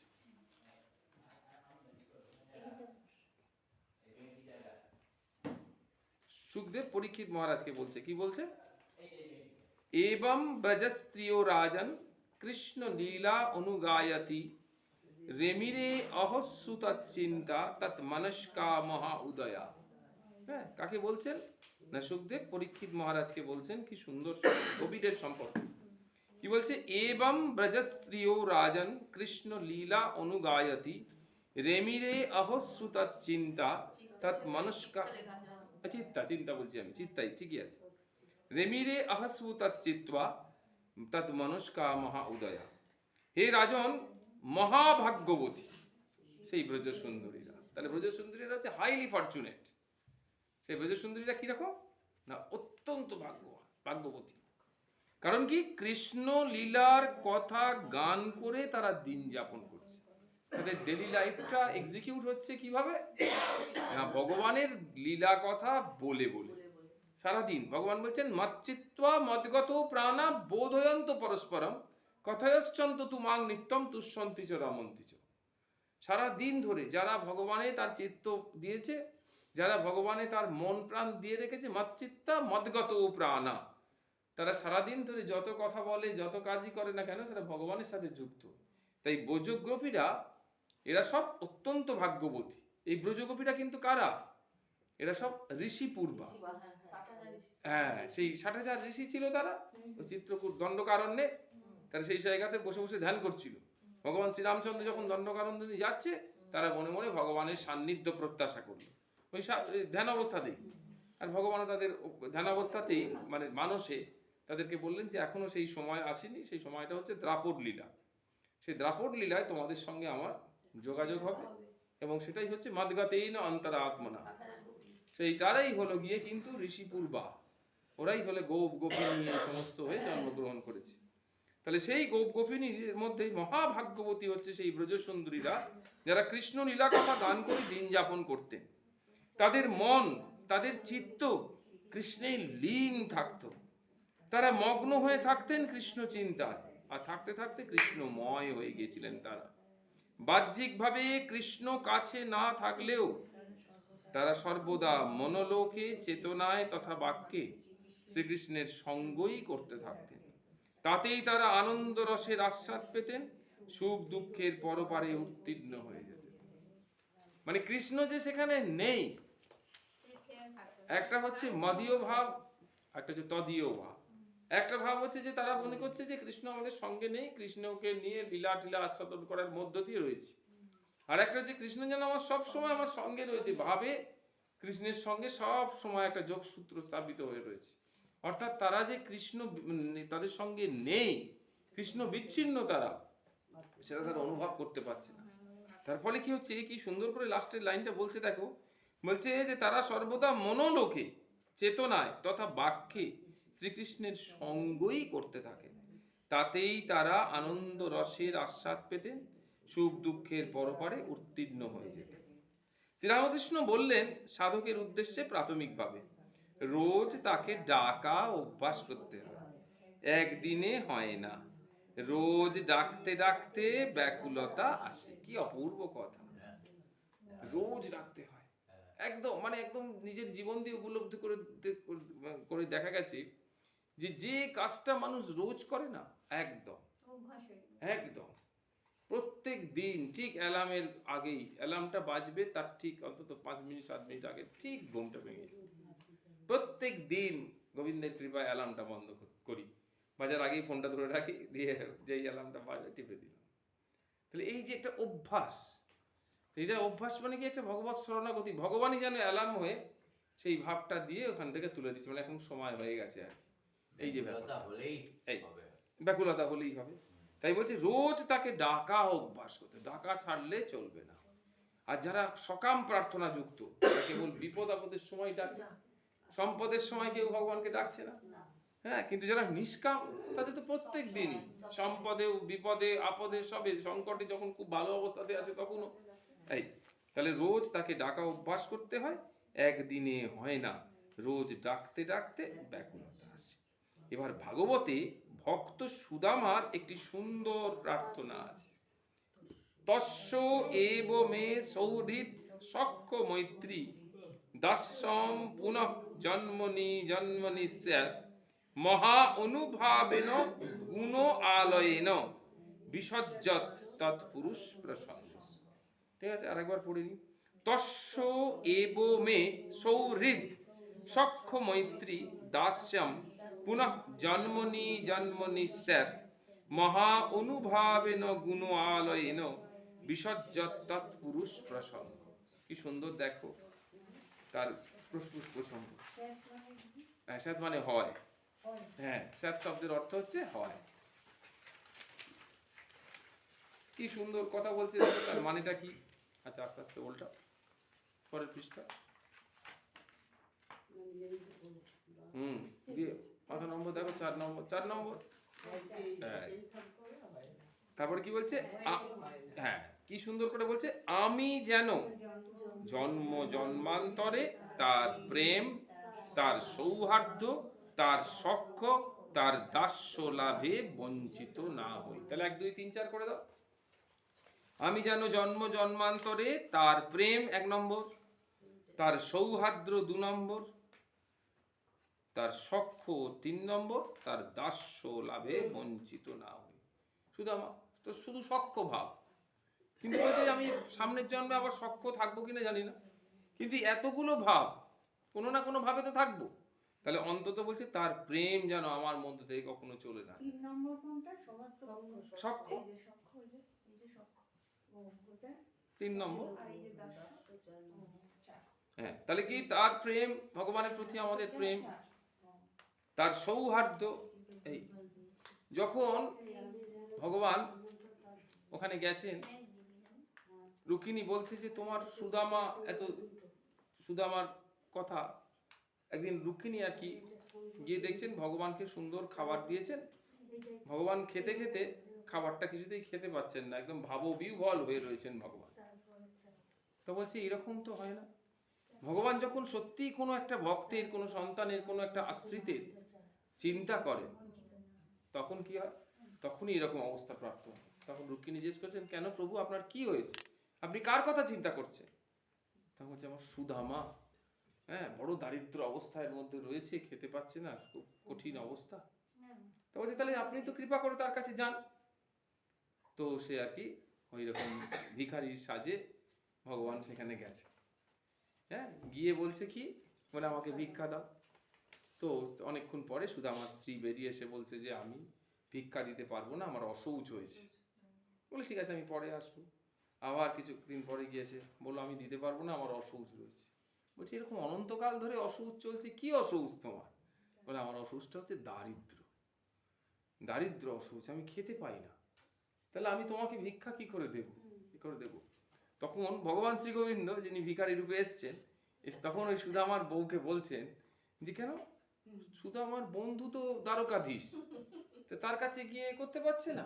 হ্যাঁ, তখন বলছেন না, ও কোনো দিন গিয়ে ওর বন্ধুর কাছে গিয়ে মানে এ করা চাইবে, কোনোদিন হবে না। বলে তুমি প্রেরণ দাও, তোমার ছেলে পুলে মানুষ করবে এবং তুমি করবে, সেই সবের জন্য তুমি ব্যবস্থা করো, প্রেরণ করো। বললো না, কিছুতেই হবে না, কোনোভাবেই হবে না।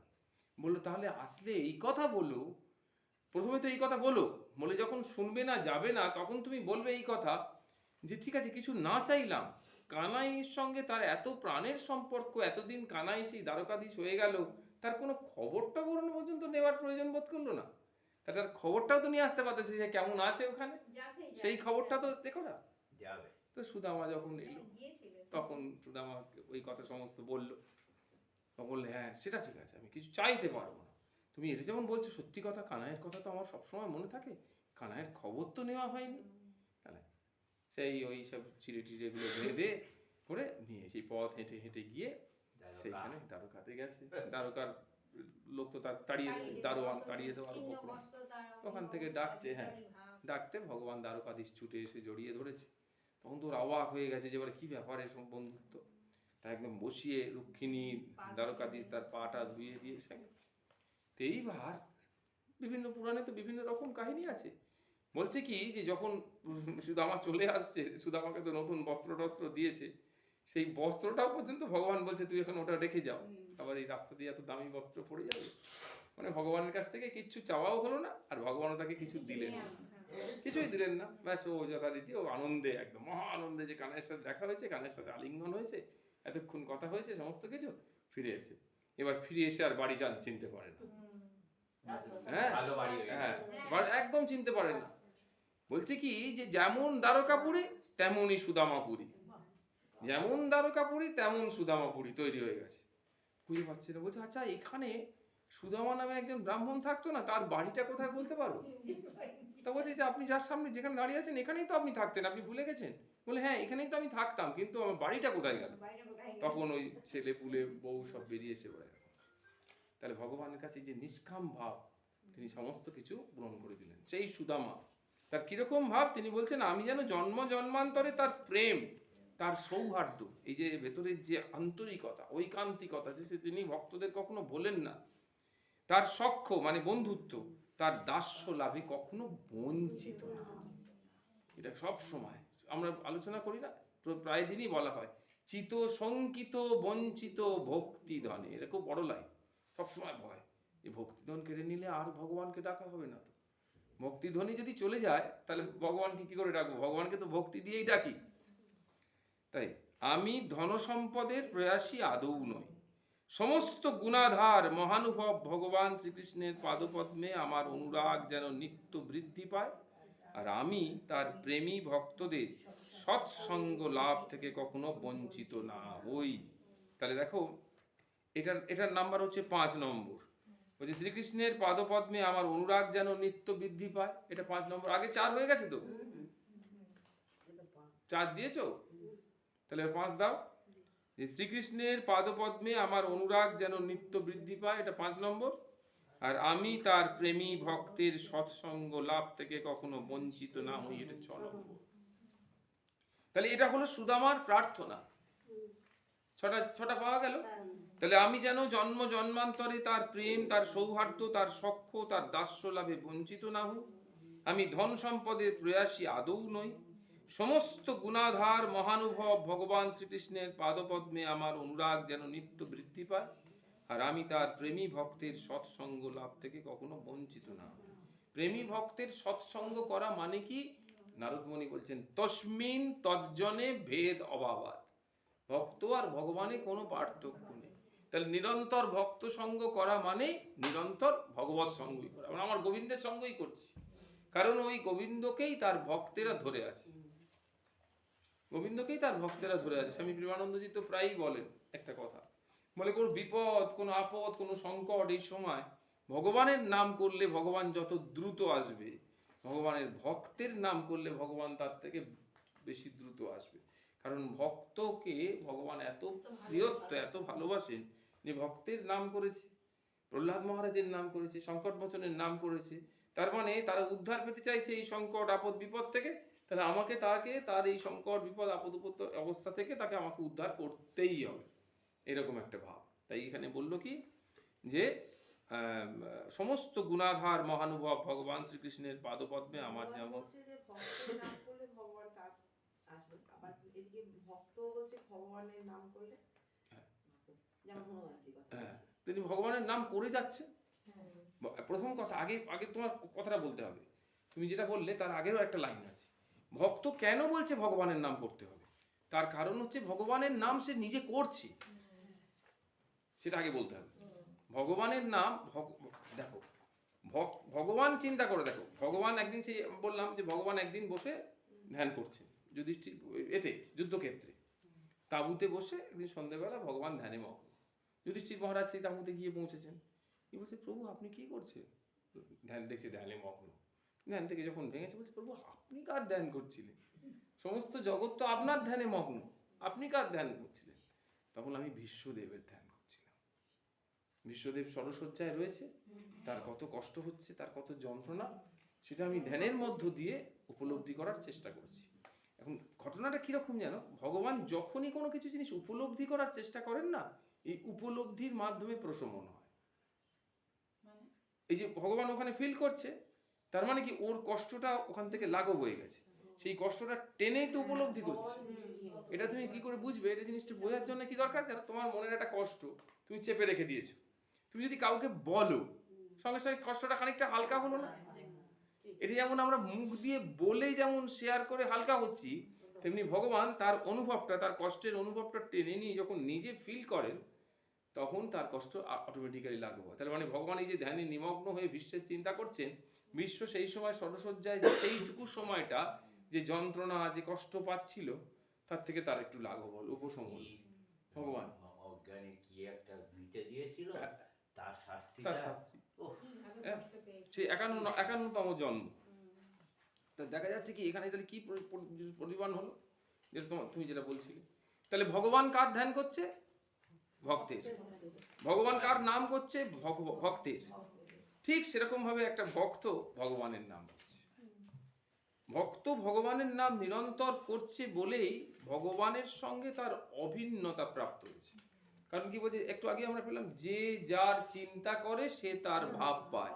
তাহলে যে যার নাম করে, মদ্গতেন অন্তরাত্মনা, তার সমস্ত অন্তরাত্মা একেবারে সেই ভগবান শ্রী হরির সঙ্গে একাত্ম হয়ে গেছে, হনুমানজির ওপর প্রণাম রাম নাম করছে। হ্যাঁ, রাম। বলছে হনুমানজিকে যতটা তুমি ডাকছো, মানে জয় হনুমান হোক, যেই কোনো কিছু হোক, তার থেকে যদি রাম নামটা বেশি করা হয় হনুমানজির কাছে, হ্যাঁ, তাহলে সেটা হনুমানজি প্রীত হচ্ছে। হ্যাঁ, সন্তুষ্ট। কথাটা হচ্ছে হনুমানজি হ্যাঁ। সন্তুষ্ট হচ্ছে। সেইটাই। হনুমানজি সন্তুষ্ট হয়ে কি করছে? হনুমানজি তো রামময়, হ্যাঁ। তাই হনুমানজির আসল স্বরূপটা কি? রাম। হনুমানজির স্বরূপটা কি? হনুমানজির স্বরূপ হচ্ছে রাম। তাহলে তার স্বরূপ যখন সন্তুষ্ট হচ্ছে, তার মানে রামই সন্তুষ্ট হচ্ছে, আমরা রামের কৃপা লাভ করছি। ওইটা বলে দিয়ে দিল কি ভগবানের খেল। একদম।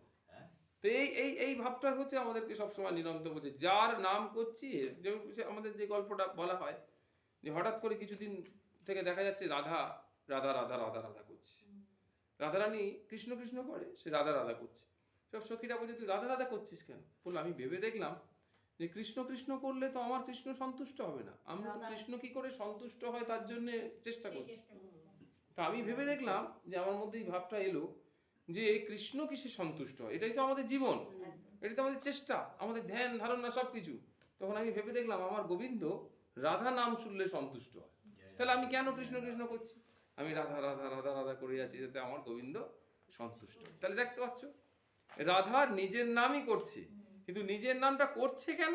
না কৃষ্ণ যাতে সন্তুষ্ট হয়।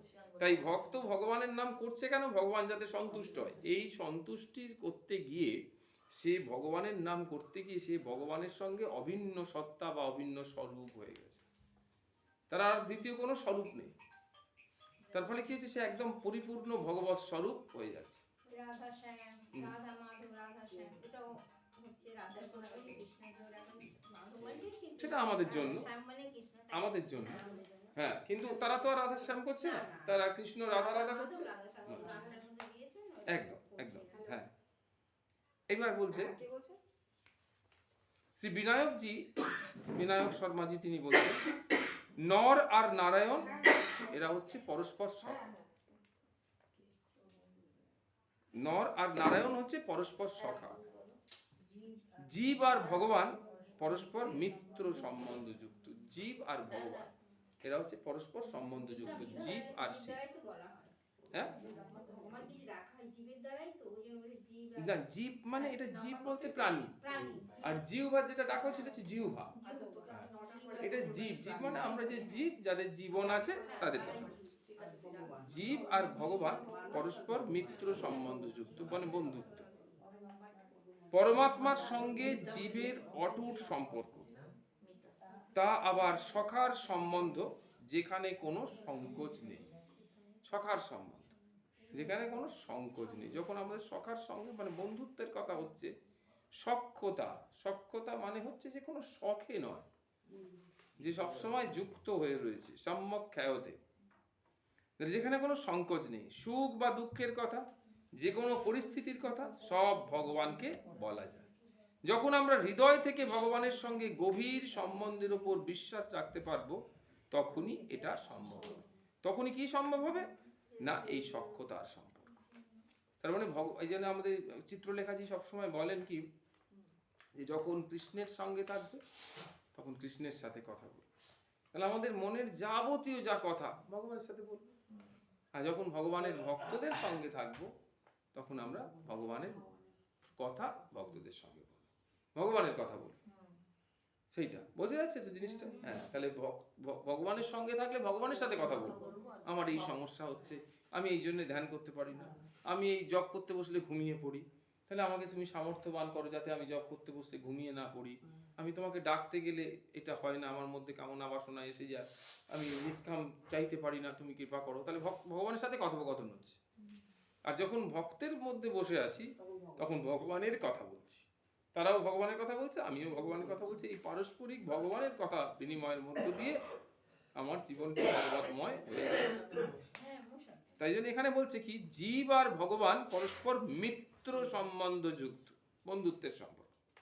পরমাত্মার সঙ্গে জীবের অটুট সম্পর্ক। পরমাত্মার সঙ্গে জীবের কেন অটুট সম্পর্ক? পরমাত্মার সাথে জীবের অটুট সম্পর্ক। অটুট মানে কখনো ভাঙে না। পরমাত্মার সাথে জীবের অটুট সম্পর্ক কেন? কেন ভাঙে না সম্পর্ক?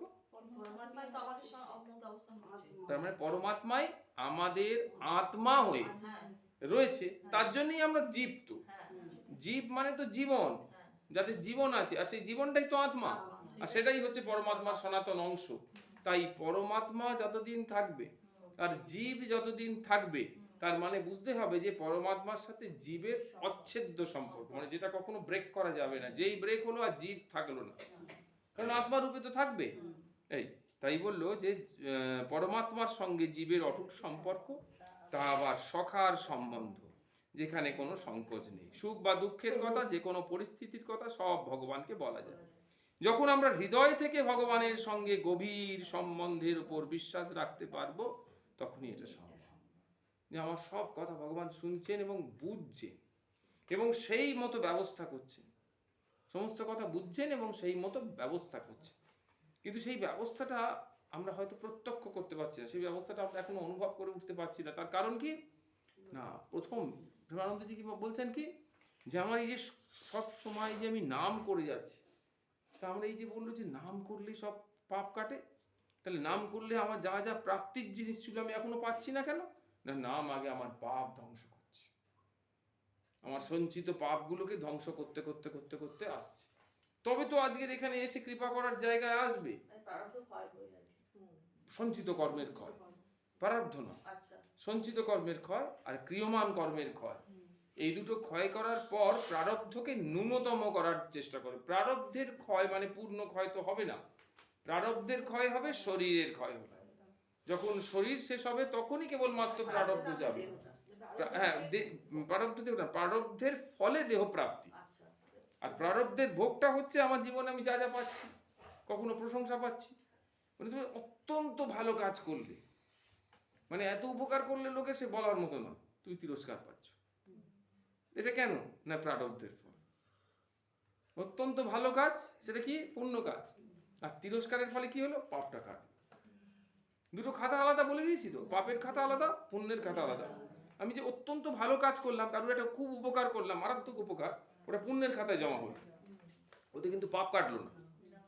হ্যাঁ, এবার এত উপকার করার ফলে সে লোকটা কি হয়েছে, বাড়ি বয়ে এসে আমাকে গালাগাল করে দিয়ে গেল, সেটা পাপ কাটলো, সেটা ওই পাপের খাতায় জমা হলো, মানে পাপের খাতায় মাইনাস হয়ে গেল, যে পাপের খাতা থেকে যায়, এটা কিন্তু পুণ্যের খাতায় জমা হলো না, আমার পাপটা কেটে গেল। আমি প্রচুর উপকার করলাম, সেটা পুণ্যের খাতায় জমা হলো, যে না, এত মানুষটা এত ভালো উপকার করেছে, সেটা পুণ্যের খাতায় 2 ছিল 4 হয়ে গেল। সাধারণ মানুষ কি মনে করছে, ভাবে যে আমি এত পুণ্য করলাম, এটা করে তাহলে আর জীবনে কখনো করবো না, আর কারোর উপকার করবো না, বাঁচ দেবো তাও ভালো, কিন্তু উপকার করবো। এইভাবে চলছে। হ্যাঁ, হ্যাঁ, কিন্তু এটা যে আমার প্রারব্ধের, এটা যে প্রারব্ধের জন্য হচ্ছে, আর একটা মহা দুরারোগ্য প্রারব্ধ এসে হয়তো পড়ছিল, ভগবান কৃপা করে এই গালাগালি এর করার মধ্য দিয়ে আমার প্রারব্ধের যে ক্ষয় ঘটালে, মানে ন্যূনতম প্রতিক্রিয়া, এটাকে বলা হচ্ছে ন্যূনতম প্রতিক্রিয়ার মধ্য দিয়ে আমার প্রারব্ধটাকে, ভয়ানক প্রারব্ধ, সেটাকে ক্ষয় করিয়ে দিলেন।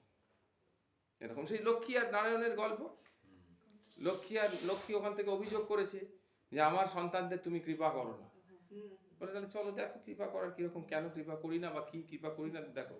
সে পার্কে বসে আছে, দেখছে যে আর কি নারায়ণ একটু যোগ নিদ্রায় মগ্ন, হ্যাঁ, আর একজন দেখছে যে খুব দুষ্কৃতি আর কি, হ্যাঁ, সে একদম মদ ফদ খেয়ে একদম দুষ্কৃতি করতে করতে একেবারে টলতে আসছে, এই সময় হোঁচট খেয়ে আর পড়েছে, যেই পড়েছে দেখছে একটা এরকম পোঁটলা, বিরাট পোঁটলাটা খুলেছে, তাতে সোনা হিরে জহরত সমস্ত পেয়েছে একদম, সেই পেয়ে একদম আনন্দে আস্তে আস্তে মাথায় করে নিয়ে চলে গেল।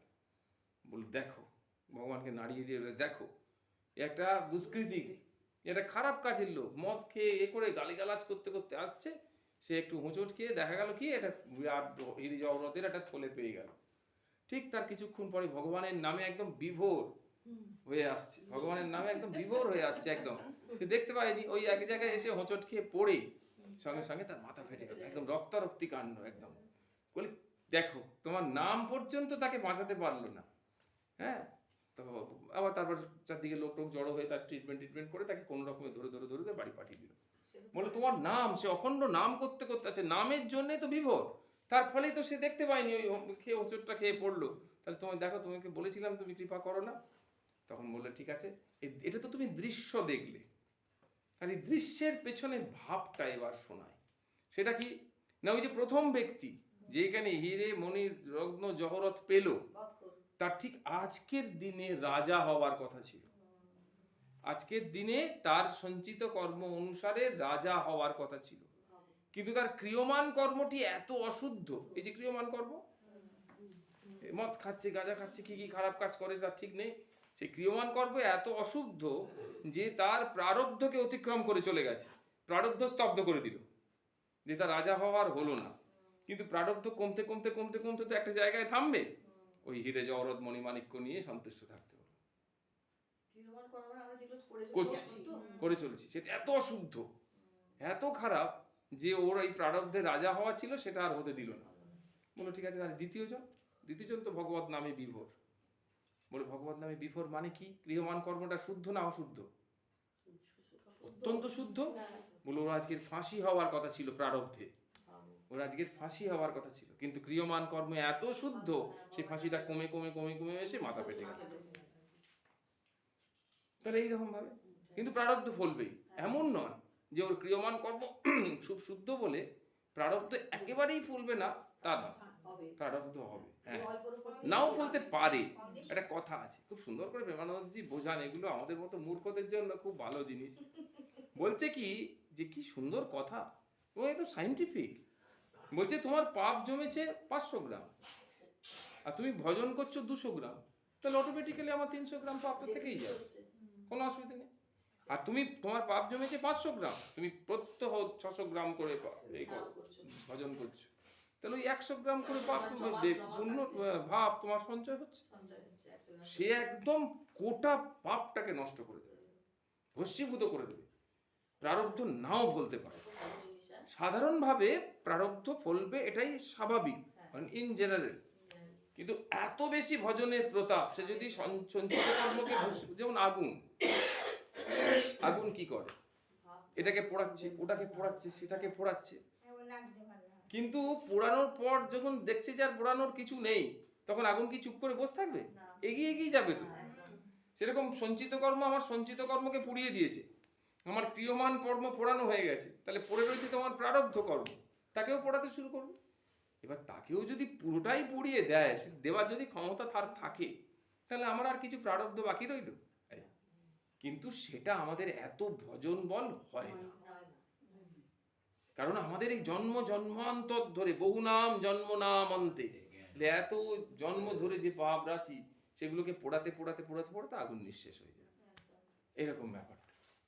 তাহলে প্রারব্ধ কর্মটা থেকেই যায়। সেই জন্য মা সারদা বললেন না, প্রারব্ধ কর্মের প্রতাপ এত বেশি যে যদি ভজন বল বেশি হয়, ভগবানের সঙ্গে যুক্ত থাকার বল বেশি হয়, সৎসঙ্গের বল, প্রসাদামৃতের বল যদি বেশি হয়, নামামৃতের বল যদি বেশি হয়, তাহলে কি হবে? যেখানে ফাল সেঁধুত সেখানে ছুঁচ ঢুকবে, কিন্তু ঢুকবে। এরকম বললেন না, যেখানে ফাল সেঁধুত সেখানে ভগবত কৃপায় বেরিয়ে যাবে, অনেক ছোট করে ন্যূনতম হয়ে যাবে। বোঝা যাচ্ছে তো? হ্যাঁ, বলছে এর জন্যে বিশ্বাস স্থাপন, তার জন্য চাই রাম নাম। রাম নাম আমাদের মধ্যে বিশ্বাস জাগায় যে মনুষ্য আর ভগবানের মধ্যে কত গভীর মিত্রবৎ সম্বন্ধ রয়েছে। রাম শব্দের রা ভগবানের প্রতিনিধিত্ব করে, আর ম মনুষ্যত্বের প্রতিনিধিত্ব করে। রা আর ম, রা মানে হচ্ছে কি ঈশ্বর, ম মানে জগৎ। রা মানে ঈশ্বর, ম মানে জগৎ। এখানে কি বললো যে ভগবানের প্রতিনিধিত্ব করছে আর ম মনুষ্যত্বের প্রতিনিধিত্ব করছে। রাম নাম কেমন করে জপ করব? লোকে বলে শ্বাসে শ্বাসে জপ করো। রা শব্দে শ্বাস নাও, ম শব্দে শ্বাস ছেড়ে দাও। রা শব্দে একদম অনুলোম বিলোম আর কি। অনুলোম বিলোম, কি সুন্দর। কিন্তু প্রকৃত বিধি যা গোস্বামী তুলসীদাসজি বলেছেন, যা ভক্তি পথের প্রতীকের সব থেকে উত্তম, তা হলো যখন রা বলবে তখন শ্বাসকে বাইরে ছাড়ো। তুলসীদাসজি বলছেন উল্টোটা। তুলসীদাসজি বলছে যখন রা বলবে তখন শ্বাসকে বাইরে ছেড়ে দাও। কেন বাইরে ছাড়বো? এর অর্থ যা যা স্মৃতি বাইরে থেকে গ্রহণ করেছো, যা যা বিকার আজ পর্যন্ত ভেতরে আছে, যার মধ্যে ভগবানের চিন্তন ছিল না, সেই সব বাইরে। হ্যাঁ, পূর্ব ভাব দেখো, তুলসীদাসজির ভাব দেখো। রা মানে কি বলছি, রা বলতে বলতে তুমি শ্বাসটা ছাড়বো। তা রা বলতে বলতে শ্বাস ছাড়বো কেন? না, এতদিন ধরে কৃষ্ণ ভক্তির প্রতিকূল যা যা ভাব গ্রহণ করে রেখেছিলাম, এই রাতে মানে সূচনাতে সেগুলো সব ত্যাগ করে দিলাম, ছেড়ে দিলাম। আর ম বলার সময় শ্বাসকে ভেতরে নাও। রাতে আমার সব বেরিয়ে গেছে, আর ভেতরে আর কিছু নেই, কলুষতা কালিমা পাপ কিছু নেই। হ্যাঁ, এবার ম বলার সময় কি হচ্ছে? এই সময় ভগবানের রূপ চিন্তন করতে করতে, গুণ চিন্তন করতে করতে ভক্তিকে হৃদয়ে গ্রহণ করছো। এইভাবে শ্বাস বাইরে ছেড়ে এবং ভেতরে নিয়ে মানসিক জপ রাম নাম করার। কিন্তু হিসাবত তো তোমার রাটা নিয়ে তো আগে তো নিঃশ্বাসটা নিতে হবে, তবে তুমি ছাড়বে। কি করে করবে সেটা? না, তুমি যদি দ্বিতীয় থেকে শুরু করো, ম থেকে না রা থেকেই শুরু করবে। বলছি শ্বাসটা নিয়ে নিলে একটা নিয়ে নিয়ে তাতে তো তোমার নেই তো, শ্বাসটা নেওয়াতে কোনো কিছু ব্যবহার করলে না, ছাড়া থেকে শুরু করলে তারপরে পরপর মিলিয়ে যাবে না। এই সেই পদ্ধতিটাই তো রত্নাকর অবলম্বন করেছিল। রত্নাকরের প্রথমটা বাদ গেছিল না, তাহলে মটা বাদ গেছিল তো। কি হলো? ঠান্ডা সহ্য হয় না, না ঠান্ডা দেওয়ালে রাম থেকে মরা, না, মরা থেকে রাম, মরা থেকে রাম, মরা মরা। তাহলে মটা বাদ গেছিল না। হ্যাঁ, রত্নাকর যে মরা মরা বলছিল, কি করে হলো? তার মুক্তিটা কি করে হলো? গিয়ে রাম থেকে মটা বাদ দিয়ে দাও, শুধু মটা, একটা ম, প্রথম মটা বাদ দাও, রাম রাম করে। তাহলে কি হয়ে যাচ্ছে? আর আর মরা হচ্ছে, প্রথম মটা শুধু বাদ দাও, মরার মটা বাদ দিলেই রাম। রাম রাম রাম রাম রাম রাম চলে যাচ্ছে। হ্যাঁ, ও তো মরাই বলে যাচ্ছে, কিন্তু তত্ত্বটা কি? যেটা ওর মুক্তির কারণ, মরা বলে কি করে মুক্তি পেল? তার কারণ হচ্ছে ওই প্রথম মটা বাদ। তাহলে এই প্রথম শ্বাসটা তুমি বাদ দাও, তুমি শ্বাসে কিছু রাম টাম কিছু নিচ্ছ না, শ্বাসটা টেনে নিচ্ছ, প্রক্রিয়া নেই। যখন ছাড়ছো রা ম রা ম, এই রাম হয়ে যাচ্ছে, তাহলে আমার এই প্রক্রিয়াটা হচ্ছে। এই তাহলে প্রথম শ্বাস গ্রহণটা কোনো অসুবিধে কিছু নেই। অ্যাকচুয়াল ঘটনাটা কি হয় যে সাধারণভাবে যত শ্বাস আমরা গ্রহণ করে রেখেছি, সেই শ্বাসের মধ্যেই তো এই বিকারগুলো রয়েছে। এখন এখন প্রক্রিয়া শুরু করি বা না করি, আমি তো করে রেখেছি আগে, সেগুলো থেকে প্রথম বার করতে হবে। জিনিসটা বুঝতে পেরেছো? এই, আমরা এই যে প্রক্রিয়াটা শুরু করবার আগে শ্বাস তো নিয়ে চলছিলাম, আর সেই শ্বাসের মধ্যে কিন্তু ওই প্রতিকূল ভাবগুলো আমাদের মধ্যে প্রবেশ করেছে। যে আমি এতগুলো জীবন যে যাপন করেছি, যেমন আমাদের এই যে মনের এত সংস্কার, এটা তো এই জন্মের নয়, এটা যতবার জন্মেছি সেই সংস্কারগুলোই তো ওই ট্রান্সফার হয়েছে। আমার কোনো সম্পত্তি বিপত্তি কিচ্ছু আমার সঙ্গে আসেনি, শুধু এসছে আমার সংস্কার। সংস্কারগুলো একদম পিছন ছাড়িনি, এই যত জন্ম জন্মান্তরের ধরে সংস্কারগুলো আমার ভেতরে চলে আসছে। ছিল না, ভগবান এর মানে কম মানে থাকলে বেশি, তখন আমার এগুলো আসতো না। না, কে বলেছে? সেটাও আসতো। সংস্কার তো ভালো সংস্কার তো ভালো মন্দ কিছু বলিনি। হ্যাঁ, শুধু সংস্কারে কি আমি ভালো মন্দ কিছু বলেছি? সংস্কার। হ্যাঁ, তাহলে কেউ যদি ভক্ত ভাব থাকে, সেই ভক্ত ভাব আসছে। একদম। সে ছোটবেলা থেকে নাম করছে, হ্যাঁ, ছোটবেলা থেকে নাম করছে কি করে? তাই তো। এই যে ভাগবত প্রভু হ্যাঁ, কি করে নাম করছে? ভালো সংস্কার নিয়ে এসছে। ওইখানে দেখা যায় যে ওইটুকু ছেলে সে মোবাইল নিয়ে ঘাঁটছে, সারাদিন রাত্রির মোবাইল নিয়ে ঘাঁটছে, তাহলে ওর মধ্যে এই ভাবটা হলো, ওটাই সংস্কার। তাহলে ভালো সংস্কার খারাপ সংস্কার কিন্তু সংস্কার, এবং সেটা এক জন্ম জন্ম জন্মান্তর ধরে আসছে, এবং সেটাই কি করেছে আমাদের মধ্যে ক্রিয়া করছে। এই তাহলে রাম নাম করার বিধি। এবার পঞ্চম পৃষ্ঠা। হ্যাঁ? গুড আছে তো? আছে তো, আমিও জানি। একটি প্রচলিত হিন্দি দোহা। আরে এসব কাশি হবে দুধ জ্বাললে। একটু মশা কিন্তু করছে না, এই বসে আছে কিন্তু মশা এখন কামড়ায়। ওদের কাছে অন্ধকার ওই জন্য। হ্যাঁ হ্যাঁ আমাদের একটি প্রচলিত হিন্দি দোয়া বলছে, ইস দুনিয়া के बीच में सात वस्तु है सार, भजन ध्यान सेवा दया सत्संग दान उपकार। কি সুন্দর কথা দেখ, এটা একদম সাংঘাতিক জিনিস। সাতটা। ইস দুনিয়া के बीच में, দুনিয়া কাকে বলে? দুনিয়া। সারা দুনিয়া হ্যাঁ, দুনিয়া কাকে বলে? দুই নিয়া। দুই নিয়া বললাম না, দুই নিয়া। দুই আছে, জড়ও আছে, চেতনও আছে, ভগবানও আছে, আর জীব আছে, মানে পাশবদ্ধ জীব আছে, পাশমুক্ত শিব আছে। ঠিক আছে? হ্যাঁ, ঈশ্বর মানে নিত্য আছে, অনিত্য আছে, সৎ আছে, অসৎ আছে, ভালো আছে, মন্দ আছে, আলো আছে, আধার আছে। তুমি কোনটা গ্রহণ করবে? Choice is yours. এইটি ঠিক। এই হচ্ছে দুই। হ্যাঁ, আবার একটি চয়েস ইজ ইয়োর্স। আমি ভালোটা নিতে পারি, আমি মন্দটাও নিতে পারি, আবার কি আমি নির্লিপ্ত থেকে দুটোই নিতে পারি। আমাকে কোনোটা লিপ্ত করতে পারছি না, আমি দুটোর মধ্যেই রয়েছি, কিন্তু কোনোটা আমাকে লিপ্ত করতে পারছে না।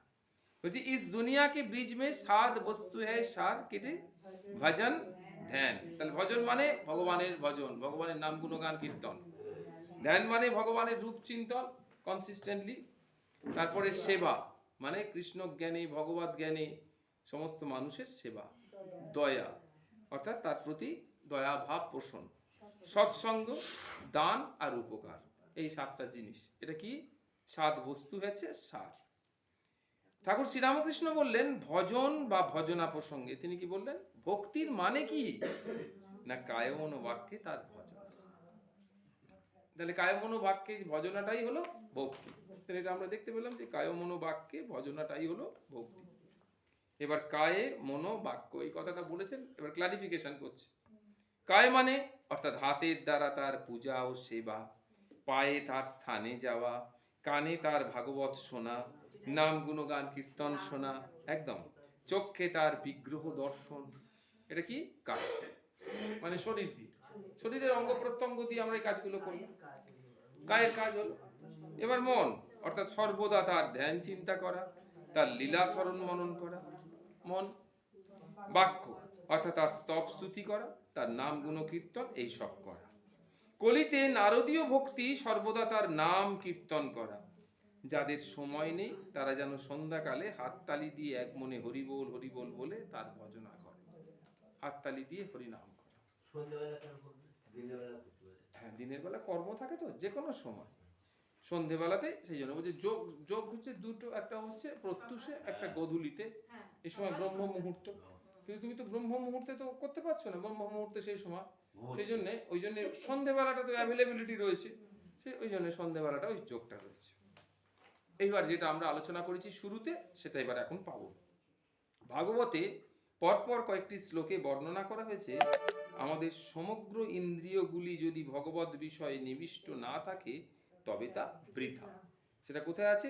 2 নম্বর স্কন্ধের 3 নম্বর অধ্যায়ে 20, 21, 22 চৌনকাদি ঋষি সুত গোস্বামীকে কি বলছে, যেটা আমরা বলেছিলাম সেটা শুরু হচ্ছে। দেখো, বিলে বৎ উরুক্রম বিক্রমান যে ন শৃণ্বন্তু কর্ণপুটে নরস্য জিহ্বা অসতি দ্বার দুরিকা। রেপটা আছে, দ্বার দুরিকা পড়তে পারছো? দ্বার দুরিকা ইব সুত নচ উপগায়তি উরুগায় গাথা। ঠিক আছে, আবার একবার পড়ি দেখো। বিলে বত উরুক্রম বিক্রমান, দেখো বিক্রমানও নয় কারণ হসন্ত আছে। বিক্রমান হ্যাঁ, বিক্রমান, ওখানে স্টপ করতে হবে।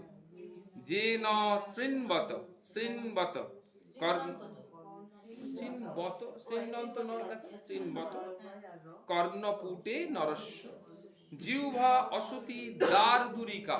রেপটা আগে উচ্চারণ, দ্বার দুরিকা ইব সুত নচ উপগায়তি উরুগায় গাথা।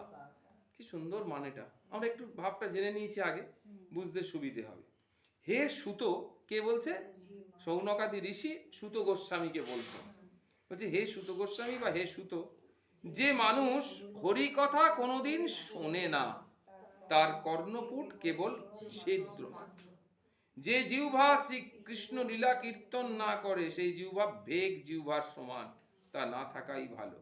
তো এই যে ছিদ্র মাত্র মানে ওটা সাপের গর্ত। ওই ছিদ্র শব্দের অর্থ হচ্ছে এই যে বিল, বিল কথাটার অর্থ হচ্ছে সাপের গর্ত। ওই যে বিলে আছে, ওই বিলের পাশে লিখে নাও সাপের গর্ত, হোল ফর স্নেক, হ্যাঁ, বা হোল ফর স্নেক শেল্টার্স। ঠিক আছে, ব্যাঙের জিহ্বা। তারপরে দেখো দ্বিতীয় শ্লোক, এটা বোঝা গেল। হ্যাঁ, তারপরে ভারো পরম পট্ট কিরীট জুষ্টম অপি উত্তম অঙ্গম ন নমেত মুকুন্দম, ন নমেত মুকুন্দম, এটাই হচ্ছে আসল কথা। হ্যাঁ, ভারো পরম পট্ট কিরীট জুষ্টম, যতই সুন্দর, পট্ট মানে রেশম, পট্ট বস্ত্র পরি আমরা, রেশমের বস্ত্র, গড় তসর এসব, হ্যাঁ, সেই সমস্ত জিনিস দিয়ে তৈরি। কি তৈরি? কিরিট, কিরিট মানে কি? মাথার মুকুট, হ্যাঁ, আর জুষ্টম মানে সজ্জিত, অর্নামেন্টেড, হ্যাঁ। তাহলে পট্ট কিরীট জুষ্টম, এই মাথার মুকুট যত সুন্দর করে নানান রকম উপাদানে তৈরি হোক না কেন, অপি উত্তম অঙ্গম, উত্তম অঙ্গম মানে মাথা, উত্তম অঙ্গম। এই উত্তম অঙ্গমটা এর আগে কোথায় পেয়েছো মনে আছে কারুর? এই উত্তম অঙ্গমটা কোথায় পেয়েছি এর আগে? না, মনে নেই। মনে নেই? সেই গীতাতে বিশ্বরূপ দর্শন যোগে ভগবান দাঁত দিয়ে চিবোচ্ছে। কি চিবোচ্ছে? বলছে চূর্ণিত উত্তমাঙ্গই। হ্যাঁ, চূর্ণিত উত্তমাঙ্গই। তাহলে উত্তমাঙ্গটা কোনটা? শুধু মাথা, মাথাই হচ্ছে উত্তম অঙ্গ। তাহলে ভগবান কি চিবোচ্ছে?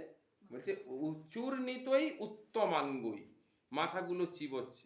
আর তার ফলে কি? দন্ত সংলগ্ন হয়েছে, দাঁতের ফাঁকে ফাঁকে ওই সেই মাথাগুলো আটকে যাচ্ছে, এরকম রয়েছে। কি সাংঘাত! চূর্ণিত, মনে পড়েছে? চূর্ণিত উত্তমাঙ্গ, বিশ্বরূপে। বিশ্বরূপে। তাহলে এখানে সেই উত্তমাঙ্গই মানে তাহলে মাথা। বলে তাহলে যে মাথা ভগবানের চরণে নমস্কার করে না, ন নমেত মুকুন্দম, সেই মাথা যতই ওরকম কিরিটি ফিরিটি দিয়ে তৈরি থাক না কেন, মুকুট ফুকুট সজ্জিত থাকুক না কেন, তার কোনো মূল্য নেই, সে মাথার কোনো মূল্য নেই। তারপরে কি বলছে?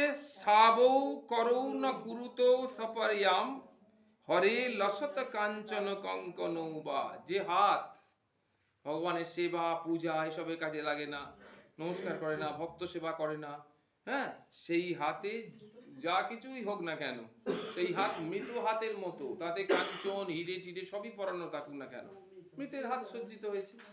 দেখো বাংলাটা কি বলছে? যে মস্তক কখনো গোবিন্দ চরণে অবনত হয় না, মুকুট পাগড়ি পরিহিত সেই মস্তক শুধুই বোঝা মাত্র, মাথায় বোঝা আছে।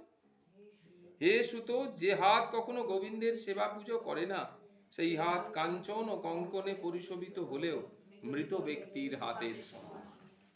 তাহলে আমরা পেলাম কি কি? কান, জিহ্বা। এখানে পেলাম কি কি কি পেলাম? এখানে মাথা আর হাত, হ্যাঁ, এগুলো সমস্তই আমাদের একটা ইন্দ্রিয়। তারপরে বর, দেখো বর রটা,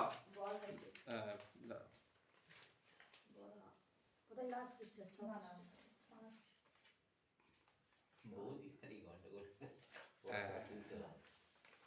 হ্যাঁ, বলছে বর হাইতে তে নয়নে নরানাম লিঙ্গানি বিষ্ণু ন নিরক্ষিত। যে লিঙ্গানি মানে রূপ, ভগবানের রূপ।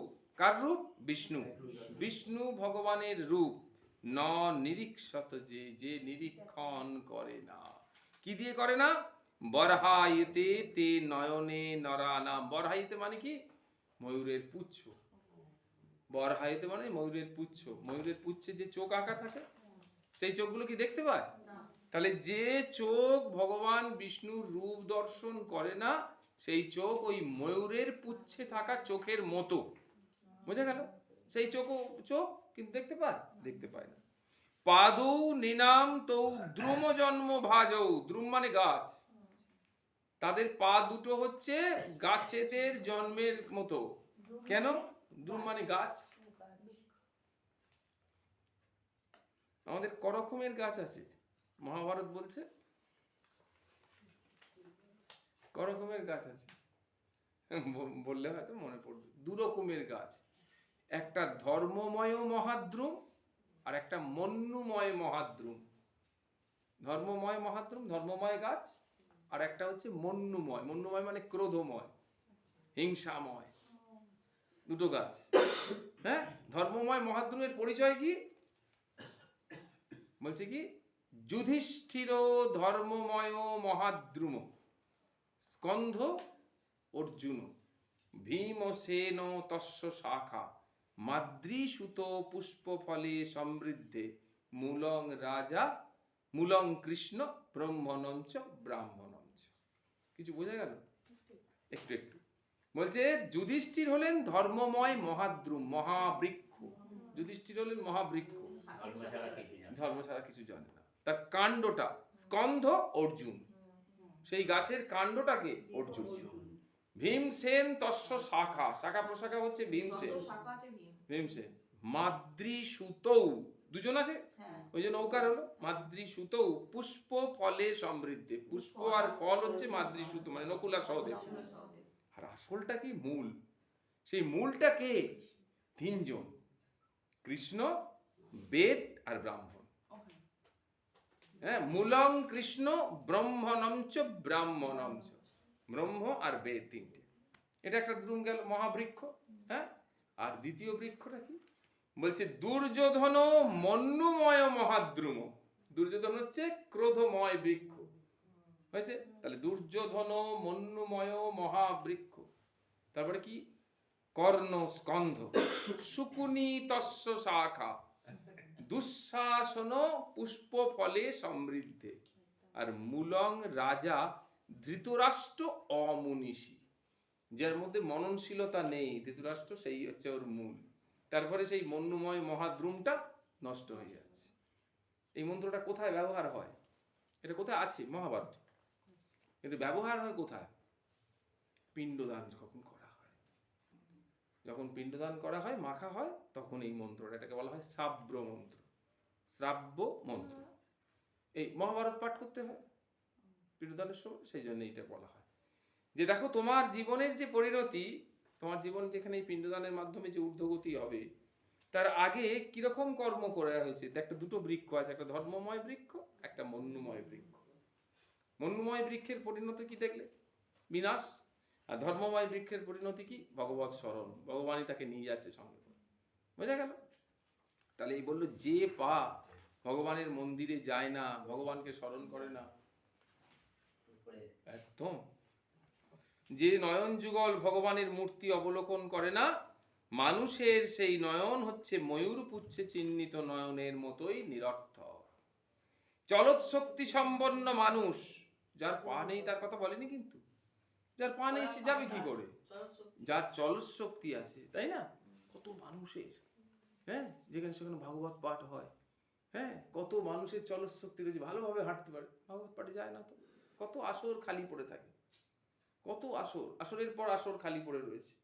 আর সেখানে আমি কত মানুষকে শিকড় বাড়িতে পাঠ করতে যাই, সেখানে গিয়ে দেখি সে কতবার বলেছেন যে বেঁকে গেছে, একদম বেন্ট হয়ে গেছে, সোজা হয়ে দাঁড়াতে পারে। আমাকে যে সোজা হয়ে একটু দেখবে, সেটুকু দেখতে পাচ্ছি না, কোনো রকমই একটু উঁচু উঁচু হয়ে দেখছিস।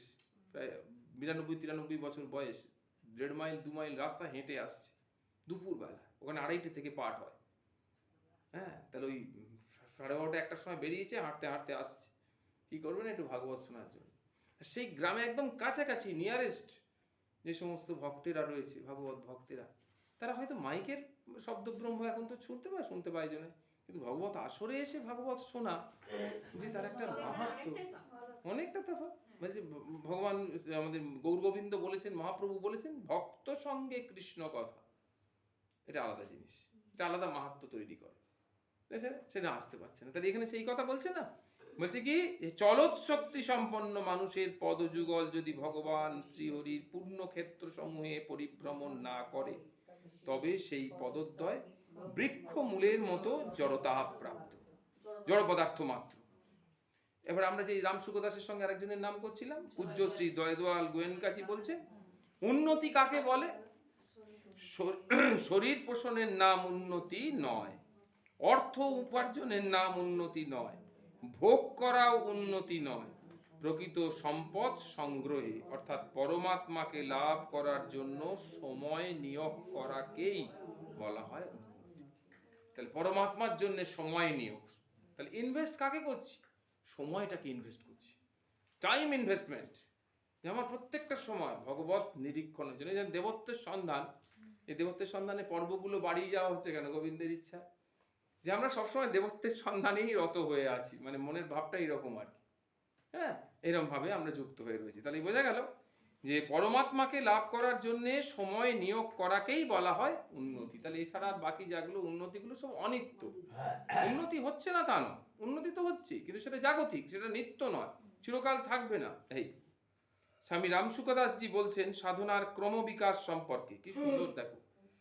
উত্তমা সহজ অবস্থা, মধ্যমা ধ্যান ধারণা, কনিষ্ঠা শাস্ত্র চিন্তা চ, তীর্থযাত্রা অধমা অধমা। এটা খুব সাংঘাতিক জিনিস, বিখ্যাত শ্লোক শাস্ত্রে। খুব ছোট সাধনা হলো তীর্থযাত্রা। এ নিয়ে একটা গান আছে, সম্ভবত আমার ঠিক মনে নেই, রামকুমার চট্টোপাধ্যায়ের বোধহয় গান। বলছে যে নিম কাঠের লেটো আর কি, লোটা কম্বল নিয়ে যায় না, নিম কাঠের লেটো, 4 ধাম ঘুরে এলো, কিন্তু যেই তেতো সেই তেতো। হ্যাঁ, সেরকম আমরা যতই তীর্থযাত্রা করে আসি, কেউ বলছে আমি ঋষিকেশে 5 বার গেছি, পুরীতে 16 বার গেছি, কিন্তু আমার মনের যে অবস্থাটা সেটা কি কিছু পরিবর্তন হয়েছে? তো এই জন্য প্রথমেই কি বললো যে খুব ছোট সাধনা হলো তীর্থযাত্রা। তাহলে তীর্থযাত্রা দিয়ে শুরু করলো, এটা একদম সব থেকে ছোট সাধনা। তার থেকে বড় হলো শাস্ত্র চিন্তন, শাস্ত্র চিন্তনের থেকে বড় হলো ধ্যান, ধ্যান ধারণা, আর সর্বোচ্চ অবস্থা হলো সহজ অবস্থা, সহজ হয়ে যাওয়া। ভগবানের সাথে যখন মানুষ মিলে যায় তখনই সহজ হয়, কারণ ভগবান তো সরল সহজ স্বাভাবিক, তার সাথে যখন মানুষ মিশে যায় তখন সহজ সরল হয়ে যায়। এই জন্যই তো সুবিধে হয়। এই আজকাল বিভিন্ন সংগঠনের যারা মহান্ত আছে না, তাদেরকে এই সাধারণ গৃহীরা সবসময় কবজা করে রাখতে পারে কেন? তারা সহজ সরল স্বাভাবিক ব্যাপার। হ্যাঁ, শ্রীরামকৃষ্ণকে বললো যে আপনার এরকম গলায় কষ্ট হচ্ছে, এই সমস্ত হচ্ছে, আপনি একটা কাজ করুন, একটু শিশির লাগান মাথায়, তাহলে আপনার ঠিক হয়ে যাবে। ও ঠাকুর গাড়ি যেতে গাড়ির থেকে মাথাটা বার করে, হ্যাঁ বার করে দিলে সারা রাস্তাটা পুরো গাড়িতে গেল, পুরো মাথা ভর্তি শিশির, ব্যাস আরো বেড়ে গেল। এসে একবারে জ্বর টর হয়ে গেল। এই সহজ অবস্থা। তারপরে এখন মহান্তদের গিয়ে যা বলছে তাই, গিরিরা বলছে আপনি ওর বাড়িতে যাবেন না, আচ্ছা ঠিক আছে, তুই যখন বলছে তাহলে যাবো না। সহজ, আমি আমাকে যদি মহান্ত করে, তুই বলার কে? আমি মহান্ত, আমি যাও যেখানে খুশি যাবো। কিন্তু আসল মহান্ত যারা এরকম পদে অভিষেক এখান থেকে তুলে নিয়ে গিয়ে ওখানে মহান্ত করে দিয়েছে, তাদের এরকম রোগ, আমি যা ইচ্ছা হবে তাই করবো। কিন্তু আসলে যারা মহান্ত পদে অভিষিক্ত হয়েছে, যারা মহান্ত পদের যোগ্য, তারা সহজ সরল। আপনি ওখানে একদমই যাবেন না, আচ্ছা তুমি বলছো তাহলে যাবো, সহজ সরল একদম, কোনো ব্যাপার নেই। আবার এসে বললো বাবু আপনি কালকে গেলেন না? হ্যাঁ যা গেলাম না গো, আচ্ছা অন্যদিন একদিন যাবো, তুমি বলো। তার জ্ঞান নেই যে সে কত বড় মহান্ত, তার কোনো জ্ঞান নেই, তুমি বলো তাহলে আমি চলে যাবো, চলে এলাম, এইরকম আর কি। সহজ অবস্থা, কে বলছে সহজ অবস্থা। তাহলে সেই জন্য বললো কি সর্বোচ্চ হলো সহজ অবস্থা। সহজ অবস্থা জাগৃতি নয়, স্বপ্ন সুষুপ্তি মূর্ছা বা সমাধিও নয়। সুষুপ্তি এবং সহজ অবস্থার মধ্যে পার্থক্য হলো সুষুপ্তিতে অজ্ঞানতা থাকে, সুষুপ্তি মানে গভীর ডিপ, একদম ডিপ স্লিপ যেটা, তাতেও অজ্ঞানতা থাকে, কিন্তু সহজ অবস্থায় অজ্ঞানতা থাকে না, বরং জ্ঞান থাকে, জাগৃতি থাকে, আর জ্ঞানের একটা দীপ্তিও থাকে, সবই থাকে। তো মহান্ততে নেই সমস্ত দিক, একদম প্রজ্ঞা উজ্জ্বল। স্বামী রামসুখদাসজিকে প্রশ্ন করা হয়েছিল ভগবানকে কি করে মিষ্টি মনে হবে, অর্থাৎ তার প্রতি ভয় মিশ্রিত শ্রদ্ধার ভাব থেকে কিভাবে তার মাধুর্যময়তার অনুভব হবে। উত্তর দিয়েছিলেন প্রভু, সংসারকে বিস্বাদ মনে হলে ভগবানকে মিষ্টি, সংসারকে বিস্বাদ মনে হলে। ঠিক উল্টোটা দেখো না, কি সুন্দর দেখো। সায়েন্স কি বলছে, সাপের বিষ তোমার মধ্যে কাজ করেছে কি হবে, কি করে বুঝবে? বলে জিহ্বাতে একটু চিনি বা মধু দিয়ে দাও, যেই তেতো লাগছে তার মানে সাপের বিষ কাজ করছে। একদম হ্যাঁ, বিজ্ঞান বলছে কি উল্টোটা হয়ে যাচ্ছে, ওর পয়জনটা, তার মানে কি টেস্ট উল্টে গেছে, রিয়াকশনটা উল্টে গেছে। এটা মানে কি এভিল রিয়াকশন আর কি। হ্যাঁ, তাহলে ইভিল রিয়াকশনে কি হচ্ছে যে মধুর স্বাদ তো মিষ্ট, মধুর স্বাদটা তিক্ত লাগছে, শর্করার স্বাদ তো মিষ্ট, শর্করাটা তিক্ত লাগছে, তার মানে ওটা কাজ করছে। তাহলে এইটা হচ্ছে ডিটেকশন, ওটা ডিটেক্ট করতে পারছে, তার মানে কাজ করছে, ও তোকে অ্যান্টিভেরাম দিতে হবে, মানে খুব হাই ডোজের অ্যান্টিভেরাম দিতে হবে, সেই ওইদিকে চলে গেল কেসটা। তাহলে এখানে কি দেখালো, যে সংসারকে বিস্বাদ মনে হলে, সংসারকে যখন বিস্বাদ, সংসার তো স্বাদ, সংসার তো স্বাদযুক্ত, সংসারকে কারোর বিস্বাদ মনে হয়? সংসার তো সবসময় আমাদেরকে স্বাদযুক্ত, সবসময় আমরা আস্বাদন করছি, সংসারে মগ্ন হয়ে রয়েছি।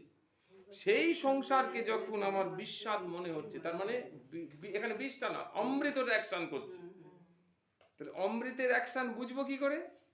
না, যখন সংসারকে বিস্বাদ লাগছে, আর পয়জনটা আমার ভেতরে কাজ, সংসার রূপ বিষ কাজ করছে, কি করে বুঝবো? যখন ভগবানকে বিস্বাদ লাগবে। কি ভগবানের কথা শুনতে যাচ্ছে, ভগবানের কথা শুনছে, রোজ রোজ যাচ্ছে, কি হচ্ছে ওখানে, কি পাচ্ছে এখানে, প্রচুর লোক জিজ্ঞেস করে। হ্যাঁ, সংসার ভাঙার নয় কিন্তু, সংসারের নির্লিপ্ত। হ্যাঁ, বিস্বাদ লাগা মানে নির্লিপ্ততা। তুমি সংসারে আসক্ত থাকলে না, তোমার মৃত্যু যন্ত্রণাটা খুব কষ্ট, কিন্তু ছাড়তে পারবে না, সমস্ত কিছু আপন থাকবে। অথচ তুমি তো কর্তা নয়, বলছে সেই কর্তারে দেবে ফেলে কালাকালের কর্তায়। ওই অংশটা কোথায় বেশ আছে ভুলে গেলাম। হ্যাঁ, এই বিল যে কথাটা, বিল মানে সাপের কথা, তাহলে খাল বিল কথাটা কি ওখান থেকে? হ্যাঁ, বিল, খাল বিল করে এই ঘূর্ণি পাতে, ঠাকুরের একটা বিখ্যাত আছে কথা, ওই গানের মধ্যে আছে ওইখানে। বিল করে ঘূর্ণি পাতে, বিল করে মানে ছোট জায়গা করে দিল, ছোট একটা ক্যানেল মতো করে দিল, তাতে ঘূর্ণিটা পাতবে। বিল করে ঘূর্ণি পাতে, মিন প্রবেশ করে তাতে, মানে মাছটা তার মধ্যে প্রবেশ করে। গতায়াতের পথ আছে, মানে পালিয়ে যাওয়ার পথ আছে, তবু মিন পালাতে না। এমনি মহামায়ার মায়া রেখেছ কুহক করে, ব্রহ্মা বিষ্ণু অচৈতন্য জীব কি জানে। এইটা হ্যাঁ, বলে এই বেশ ভালো আছে, কিন্তু আসলে তা ঠিক আছে। হ্যাঁ, সেজন্য একটা ঠাকুর একটা সুন্দর উদাহরণ দিচ্ছেন, একটা মাছ ছোট যখন চারা মাছ ছিল পুকুরে ফেলেছিল, এবার একজন লক্ষ্য করছে যে তার মধ্যে 5-6 বার জাল দিয়ে মাছ তোলা হয়ে গেছে, কিন্তু একটা মাছ এত বড় হয়ে গেছে, তো ওকে কিছুতেই তুলতে পারে না। বলে এটা কি করে হচ্ছে, তুলতে পারছে না কি করে? তো একটু দেখবো তো ভালো করে, গিয়ে এবারে দেখবো, যখন জাল ফেলে এবার দেখবো। ও গিয়ে দেখলো যে যখন জাল ফেলার কাজটা হচ্ছে, তখন মাছটা ক্রমশ আস্তে আস্তে আস্তে উঠেছে, এরা জালটা ফেলতে যাচ্ছে, ও আস্তে আস্তে আস্তে আস্তে সিঁড়ির দিকে উঠে আসছে। ওই জালটা ছড়িয়ে দিল, ও পুরো সিঁড়িতে উঠে পড়লো মাছটা, সিঁড়িতে, পুকুরের যে পাড়, একদম পুরো পাড়ে উঠে এলো সিঁড়ি দিয়ে। ওদিকে জালটা তো জলে ফেলে দিয়েছে, ও জলে নেই আর। এবার ওরা যখন যত ডাল টানছে তত জলে নামছে, ওরা জালটা টেনে তুলে নিল, ও পুরো জলে চলে গেল। বললে এরা কে? ঠাকুর এদের উদাহরণ দিলেন কি, বলে এরা নিত্য মুক্ত, এরা কোনোদিনই সংসার জলে পড়বে না। তার উদাহরণস্বরূপ কে? সুখদেবাদি। এদের হাজার চেষ্টা করে কিরকম লক্ষ্য করে দেখো, সকল ঋষির গোত্র আছে, কিন্তু সুখদেবের নেই, কারণ পরম্পরা নেই। সুখদেব অখণ্ড ব্রহ্মচর্য, সুখদেবের বাবার ব্যাস ঋষি গোত্র, তার বাবার পরাশর ঋষি গোত্র, তার বাবার হচ্ছে শক্তি ঋষি গোত্র, তার বাবা বশিষ্ঠ ঋষি গোত্র। আর পরম্পরা নেই, উনি আর সন্তান উৎপাদন করেননি, বিবাহ করেননি, ব্রহ্মচর্য, অখণ্ড ব্রহ্মচর্য। থাকলে তো আপনার তো পরম্পরা আছে, বশিষ্ঠ ঋষি গোত্র মানে বশিষ্ঠ ঋষিরই পরম্পরা। সে আজকের থেকে হয়তো মানে আমার 10,000 জনই আগে হয়তো হোক, কিন্তু তিনি ছিলেন আদিতে, তার থেকেই গোত্রটা পেলাম। তো আমাদের যেমন কান্নায়ন ঋষি, আমি কান্নায়ন ঋষির বংশধর, তারপর সেটা এখন অনেক হতে পারে, 20 লক্ষ জনই আগে কান্নায়ন ঋষি ছিলেন, তা হতে পারে, কিন্তু ছিলেন তো। কিন্তু সুখদেব ঋষি গোত্র নেই, তিনি অখণ্ড ব্রহ্মচর্য, মানে নিত্য মুক্ত, কখনো কোনো জন্মে কোনোভাবেই তিনি সংসার জালে পড়েন। ওই মাছটার মতো যখনই মায়া জাল, ওটা জালটা তো মায়া জাল যখনই ফেলা হচ্ছে, ও কি করছে? ভগবানের শরণে উপর উঠে আসছে, মানে জেলের পায়ের কাছে চলে আসছে। জেলেটা কে? ভগবান, তার পায়ের কাছে শরণাগত। এবার যখন মায়া জাল বিস্তার করে টেনে নিয়ে চলে আসছে, ও আবার জলে নেমে যাচ্ছে। তাহলে এরা হচ্ছে নিত্য মুক্ত, কোনোভাবেই ওই অবিদ্যা অজ্ঞানতার মায়া জালে পড়বে না। এইটা হলো জীবন আমাদের আর কি। তাহলে আমরা হ্যাঁ হ্যাঁ হরে কৃষ্ণ কৃষ্ণ কৃষ্ণ হরে হরে হরে রাম রাম রাম হরে হরে হরে